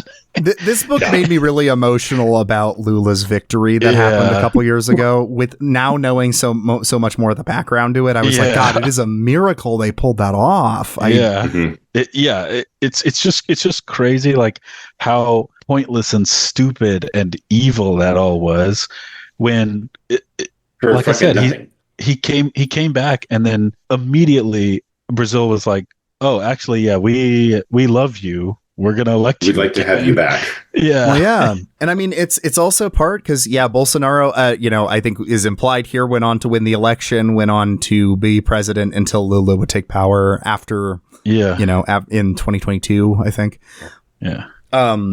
He just wreaked fucking havoc, Yeah. And on top of that, there was waste to the Amazon, like just crippled or just destroyed the country's economy. Like, just and awful. I think helped to develop the repertoire of the like using those big mass protests kind of aesthetics to bring into the big rallies, which we see Trump also does. Trump choosing to maintain rallies during his administration. They are essentially the same person. Like, there's a lot of similar. I mean, the only difference is there wasn't a military dictatorship in the U.S. Like, that's the difference. And Bolsonaro has almost certainly actually killed people. Yeah. And we see like this kind of universal, like this international right is developing because, despite the fact, we have emphasized Ukraine did not actually have a Nazi coup, but that is the framing that a lot of people interpreted. And so Bolsonaro was saying he wanted to Ukrainize Brazil. He wanted to do what he thought happened at Maidan to Brazil. Mm-hmm. Well, and also, international right-wing movement. You've got, Hungary. People are learning from Orban. Yeah. And we're apparently not fucking learning at all. Bad decade, really bad decade. And so we're actually closing up the decade now with a burst of contentions that happened in 2019. Now, there's a bunch that happened that the book doesn't cover, and I would love to read about more at some time. So just a shout out to Sudan, Iraq, Algeria, Australia, Indonesia, a bunch of other Latin American countries, India, Lebanon, and Haiti all had big contentions happen in 2019. But Bevins wanted to focus on two specific ones, Hong Kong and Chile, and really to frame them as the one that won and the one that failed. So let's look at the one that failed. Let's look at Hong Kong. In 2019, in February of 2019, a new extradition law was introduced. It was a pretty unremarkable law on global standards, but because people were distrustful of the government, fed up with things, it was kind of like a last straw moment. This was like extradition law to what it was done where a Hong Konger killed his girlfriend in Taiwan and couldn't be sent back due to a legal loophole. So they were trying to like take care of that legal loophole, but it looks like it handed government to the mainland to just like pull people in, like just kidnap people. Is actually just people's rights. Right. Like, the government of Taiwan doesn't really trust the government of China, so they're not going to just send people back to China. Right. Because they don't trust that there are, so like, okay, if you commit a crime in Taiwan, you'll be tried in Taiwan. We're not sending you back. Like, so that's just like, that's always been a thing when people are like, oh, he got off because of a technicality or he got off because of a loophole. It's like, no, I mean, like, it's just the law. It's just the law. But I remember when this all blew up, and I do too. And feeling like I completely understood why people in Hong Kong were like, I don't really like the idea that China can just extradite me. No, like, don't be wrong. Like, I'm not in like a anti these protesters at all. Like, this is the same thing with Maidan, where I ultimately empathize with what was trying to be done there, but it didn't end well. No. So the Civil Human Rights Front, the CHRF, planned a protest on March 31st. And, it was a huge peaceful protest. Afterwards, people stayed past kind of the curfew or whatever. Guy Derek Tai was arrested. Even the cops like apologized for arresting him. It's, again, Hong Kong, very weird differences to hear. But anyway, but it starts to get more and more militant. So June 12th, group of Hong Kongers decide to invade Legco and stop the bill from passing, the extradition bill. And, now this time around, there's going to be no stage, no organization. So we know how these things go. Protesters would like enter buildings and disrupt hearings of stuff. It was, it turned into a mass march by June 16th, potentially the largest protest in Hong Kong history. And there was this notion of like, the disorganization was like part of it. There was like the references to Bruce Lee's like be water approach in like, martial arts films, like, and this was pretty successful in battling the cops, because the cops could never really predict where they would show up or not. Mm-hmm. But on the flip side, yet again, no coherent demands, things are getting, you end up with a bunch of people in the streets, but no coherent like message of what's being demanded from everyone. Just a sense of burn the this shit to the ground. And so at this time, you see the title of the book comes from a Hunger Games quote, which was getting passed around, which is, if we burn, you burn with us. Which was funny, notable that my girlfriend Kelly caught that before I got to that part of the book. She's like, "Is that named after the Hunger Games thing?" I'm like, "No." And then I got to the Hong Kong shit. I'm like, "Oh, right, okay, literally." Oh, that's funny. It's also striking me. Okay, so like, they invaded the LegCo, Legislative Council. So that's essentially they were doing a January 6th. Yeah, right? Basically. Well, yeah. Like, we agree with them. And it's just again, like we've talked about, like, there needs to actually be leadership. If the people at January 6th had actually had some decent fucking leadership, they might have actually fucking won. They might have actually done a coup. Yeah. They might have killed Mike Pence, and we might be living under like a right-wing vanguard. Anyway, scary to think about. It's kind of nice that January 6th was also horizontally planned. Yeah. Shout out to horizontal planning. Love that. And speaking of that, that's part of how this all got organized. They were using the Telegram, the app, and people could scan a link to join it and whatever, which also meant that cops could join it and vote on their, like they're doing democratic polls to like get their messaging, decide on their messaging or strategy, and cops would vote. That's so awesome. That's so bad. And then on top of this, you have a flood of U.S. donor money coming in, which is, like that starts got weird to make this weird. And it actually gets really weird, right? Because wasn't it Josh Wong that got brought by Marco Rubio to the U.S. Congress or whatever so they could do some anti-China bills. Mm-hmm. Well, yeah, and because he was like trying to frame him as similar to like Rubio's like Cuban relatives who had also fled repression and resisted and whatever. Just go jack yourself off, you fucking asshole. As the protest goes on, you start to see like they talk about like seeing like anti-Chinese slurs getting spray painted on walls and stuff. Like it starts getting weird, starts getting bad. And then there was, of course, the protesters take the airport on July 26th and the Battle of Shangwan. Anyway, black bloc attire, complete fighting between cops and protesters. And it's just not it's getting to be an increasingly bad look because there aren't coherent demands or anything. So it just looks like anarchy. And China leaned into that. It was in another airport protest that the crowd was attacking a Mandarin-speaking man. So then another man walked up to the crowd and declared himself a supporter of the Hong Kong police and was immediately mobbed, beaten the shit out of. He was an employee of the PRC's Global Times. And so they had just gotten a bunch of footage of protesters beating the shit out of a Chinese guy. And not just a Chinese guy, but a Chinese journalist. A journalist, yes. Yeah. It's not looking good. And, the protesters are, and I remember this when this was happening because I remember like leftist Twitter was having a really hard time figuring out what to do with the Hong Kong protests because it'd be like, some people like more leaning my direction would be like, oh, we love the protests. And then it would be like they're unfurling like fucking like US flags and like begging for Washington to intervene. It's like, oh no, this is getting weird. Yeah. This is getting really weird. Yeah. Like, hey, I remember that being like a topic of conversation again in Congress, Marco Rubio, whatever, is like, hey, what are we going to do? We're going to stand up to these Chinese people. I'm like, okay, no, we're not going to do that. That's a bad idea. Essentially, all this comes to say nothing came of these protests. They eventually dissipated. Nothing changed. They occupied 2 universities and the cops just waited them out. Mm-hmm. The only victory that happened was in the U.S. Marco Rubio passed the Hong Kong Human Rights and Democracy Act of 2019, which issued punishments for Beijing and stipulated periodic evaluations of if Hong Kong sanctioning countries were already sanctioned by the U.S.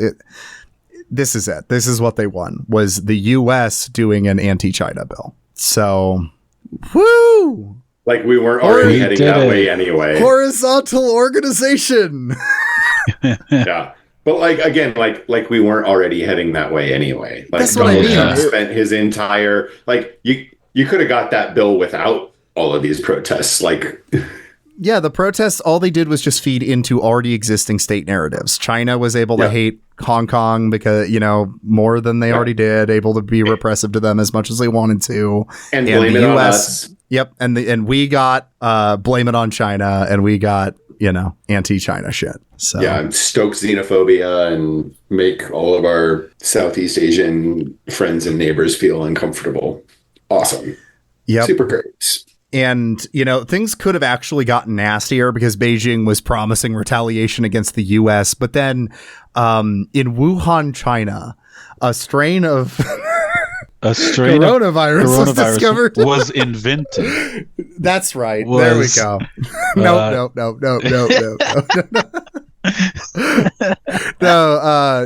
so we never got China's retaliation never happened because COVID happened. But that was their retaliation, Josiah. That's it. You got it. Yep. Let's talk about not being like hyperbolic, but like, obviously they didn't plan to do that, but like if they had planned it, that would have been really good retaliation. It worked. Well, they also killed millions of their own people. So I don't know if that's like a great retaliation, but well, let's hop back over to Chile. Hey. Oh man, they let's see here. Where's they don't like him now. We'll get into that, but oh man, they've been trying to organize another revolt in Chile forever now, and nothing had really been coming of it. But it finally did happen in 2019. So students, took aim at the city subway stations, and they were protesting a rate hike in the subway prices. So here again, that's one of the best rallying things, it seems to be, is just like rate hikes in public transit. Get a lot of people in on that. It's great. It's also notable though that it was students, because these were coming out of elite high schools, the high schools that were big during the Pinochet era. So it was also felt like, much like the Colombia protests about Palestine stuff, feels like this is the country's elites. The children of the elites are rebelling against them and, like resisting their privilege. You know what I mean? They're rejecting the privileged position in society they've been given. Yeah. It's like a class traitor type thing going on. Yeah. Which is, very, very impactful. Yeah. Which we need. Yeah, absolutely. That's why I was so sick of people during the Columbia protests being like, oh, they're all rich kids. It's like, yeah, that's awesome. That's awesome that they have the ability to do that, they're using it for good. I don't know. What else are they supposed to do? Just keep being rich assholes? I'd rather nothing? Them be. Yeah. So, Sebastian Piñera declares a state of siege, imposes curfews, brings the military in the streets. We're going to fucking destroy these protesters, which, of course, as we know, the script is the same. Everybody comes out now because they're like, you're going to fucking call the military on high school students? Like that gets everyone in the streets now. No one's like cool with that. Yeah. So, they take the plaza. Take the plaza. Rename it the Plaza de la Dignidad, the Plaza of Dignity, and here we go. We're going. It's protest time. Now, I think part of the victories of this too, Bevins points to also that there was a local repertoire of contention being pulled from. It wasn't just now we're copying Occupy. There was stuff that had happened in Chile before that people were pulling from. Neighborhood assemblies were springing up everywhere. Even though it was horizontally organized, it was also coming from a local tradition. It wasn't, us trying Occupy, but in Chile. So there was, an entire month of protest. And, at this point we see, young punks coming out, football ultras, we've seen this shit before, but also notably, back to it, dock workers go on strike. So we have the old left, the unions, stuff like that are also getting involved. And so by November of 2019, Congress pushes through a referendum for a new constitution. Now, this was a deal. This wasn't a deal between the political class and the street. This is a deal being made within the political class, of course. The street wasn't asking for a referendum on the Constitution, but it's coming through now as a way to address this. And one of the most important people was someone we introduced at the very beginning. Yeah, Gabriel Boric. Everyone was actually, he goes ahead and he signs the accord. You know, he pushes through this referendum. And this led to, again, the split we see usually between institutional power and the streets. You know, do we keep the revolution going? Do we keep the protests going? And a lot of people felt Boric had betrayed them yet again. You know, this was yet again another loss.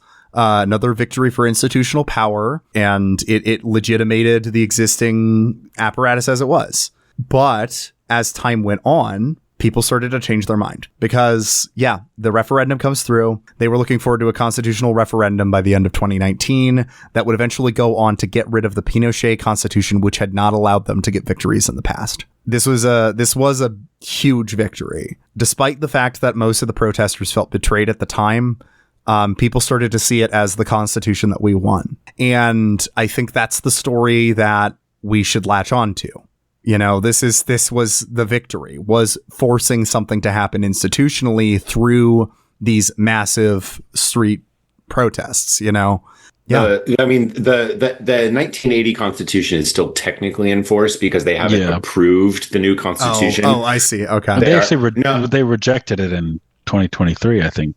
There was a constitution that was drafted, and then it was submitted to the voters for approval. It got rejected. They're still drafting. Basically, the understanding is we're going to keep drafting and working on this constitution and bringing it before voters because you have told us you don't want the 1981. So we'll replace it. We're still working. Didn't they try to replace it with like a more with like a still pretty conservative constitution? Mm-hmm. Well, the first ask was a really, really like kind of grab bag of left wing good constitution, and now they're kind of working backwards from that towards something that will be broadly acceptable. You know, honestly, you gotta ask. Start with your big ask. Yeah, you gotta ask. Worst they can say is no. Yep. And then you should be like, okay, cool, we'll change it. Yeah. Absolutely. But the TLDR is they're still going to get rid of the 1980 Constitution. It's just still in force. It's still going on right now. But I think that's what's important here is, you know, the energy at the neighborhood assemblies and stuff like that died down. And so they were able to get a victory in before that energy died down because the energy always dies down. Yeah. And you got to strike while the coal is hot. And that was, you know, part of the problem that happened in Brazil during the free fare movement because they did not take the concessions they were winning while they were winning them. And you're just trying to keep going to see if we can get more. And then eventually people kind of stop coming out. Yeah. You know. All right. Well, we have just hit actually our hard stop, but we should blow through this. I technically have this long chunk here on what have we learned and kind of looking at the end here, but I think we've actually interspersed most of what we were saying, what gets said in this chunk throughout the whole episode. So going back to it though, there's no such thing as really spontaneous protest. It isn't actually ever spontaneous. It's always being organized. The reason organization matters, the reason we don't want horizontalism anymore, and that doesn't mean completely get rid of it to have something super regimented in, you know, Leninist vanguardism, but just, you know, it is worth having this because the reality is leaders will rise anyway. And it will just be based off of popularity and shit like that rather than actually democratic means. Or just an accident. Or an accidant. You know, Josh Wong. None of the protesters liked Josh Wong. And he became the face. Or fucking Dasha from Red Scare, you know? Like, she just got fucking trolled a conservative, some Newsmax motherfucker, and then became these leaders will rise up from accidents, from whatever. And so it's better to have an organization that's voting on who's going to be your representatives. You can make these democratic apparatuses within. You need a spokesman. You need some degree of leadership. But, I like how Bevins frames this in the final chapter too. And it was something Chris and we were saying earlier. I remember, I think off mic actually, but that like the being the spokesperson or being the organizer or being whatever is a specific skill set. And the problem with the leaderless approach, or the leaderful approach, as they liked to call it, that we're all leaders if you think about it, is that that's a specific skill set that not everyone has, nor does everyone want. And in fact, that just ends up encouraging a giant book club of a bunch of people who just like books and like talking. Like the three of us are not a political party. You know what I mean? We're not a fucking political party. It would be bad if we were. You know what I mean? Like the people who fight, the people who know how to shoot guns if a revolution needs to happen, are not always the same people that read books and like want to talk about shit. I don't know. I'm a warrior in a garden. That's right. I'm not a gardener in a war. That's how I'm trying to be. It's a warrior poet. That's right.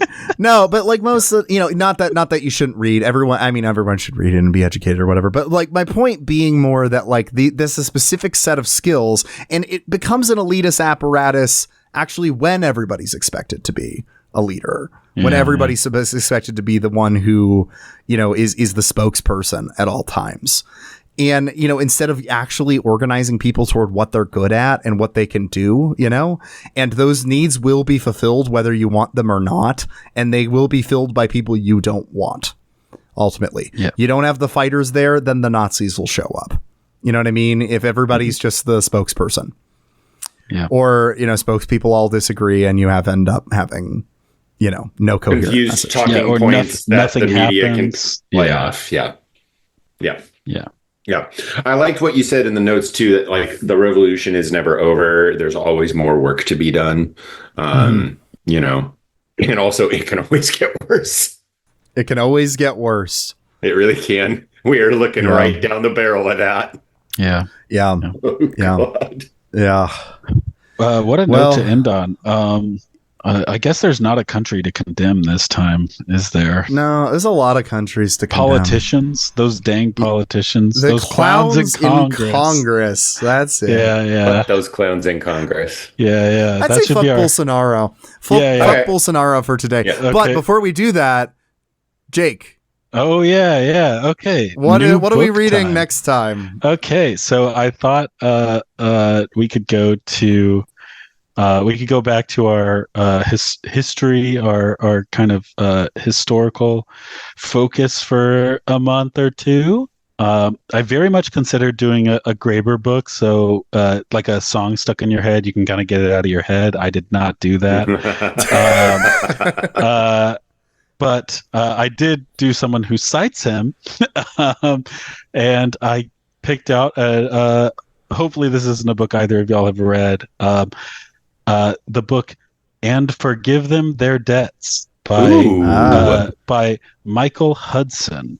The subtitle is Lending, Foreclosure, and Redemption from Bronze Age Finance to the Jubilee Year. Nice. Interesting. Okay. Yeah, all right. Fun. This is very much in the wheelhouse of a book that I've always wanted to read. I read like the first chapter, and it was kind of interesting to me because, he talks about when the moment that Jesus goes into the synagogue and says and declares the Jubilee year, and it's very one of the implications there is that he's not only proclaiming debt forgiveness, but by proclaiming debt forgiveness, he's also announcing that he is the royal figure.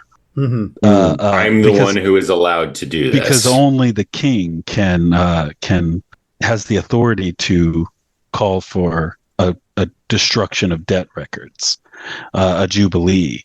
So I think that's very fascinating, kind of an interesting look into like the meaning behind like certain issues surrounding debt in these times. I figured it would be an interesting read on some of this stuff. We haven't had a theological bent yet to any book, so I'm kind of interested in that. That'll be fun. I'll give one of the blurbs on the back, if you don't mind. Michael Hudson is surely the most innovative and, in my view, the most important economic historian of the last half century. This is the consummate product of more than 30 years of research on the history of a subject that could not be more important to our own situation today. We like to use the term ancient history as a code word for of no possible relevance to matters of consequence today. This book clearly demonstrates that nothing could be further from the truth. If we don't take heed, ancient history is likely to engulf us in ways that will shatter our complacency in the most disastrous of ways. Hudson is giving us a desperately needed warning, and we would do well to pay very close attention. That quote was given by a man named David Graeber, professor of anthropology at the London School of Economics. So anyway, I feel like I feel like it'll be an interesting book. I think there'll be some theological stuff in there, but I also think that it's going to focus more on like the materialism, the historical materialist nice roots of this stuff. So, yeah. Cool. I'm looking forward to it. Well, on that note, a fuck Bolsonaro, right? Yeah. 3, 2, 1. Fuck Bolsonaro. Seriously, fuck that guy. Hey, thank you so much for listening to today's episode. If you like what you heard, make sure to leave a review on Apple Podcasts. It helps out with the algorithm, and check out the back catalog. There are tons of episodes about a variety of different subjects, so all sorts of great stuff back there. If you really like the show, make sure to support the show on Patreon. For just $3 a month, you get all sorts of bonus content, including one of my favorite episodes we've done in a while, a look into David Bazan, one of my favorite musicians. And also, bonus to the Patreon is you get your name read out at the end of every episode. And hey, speaking of that, this episode was brought to you by our lovely patrons, who include, I am once again, Philip Cozy, Attention Francis, Gavin Aronson, Joseph Gross, Kyle Gannis, Moss, Racecar, Regular Sized Horse, parentheses, Small, Robert Heilman, Stephen, aka Spike Stonehand, The Blurst of Times, The Worst of All Possible Worlds, and of course, Chris Barker. Thank you so much for listening, and I will see you next week for our continuation of Christian Rock Summer.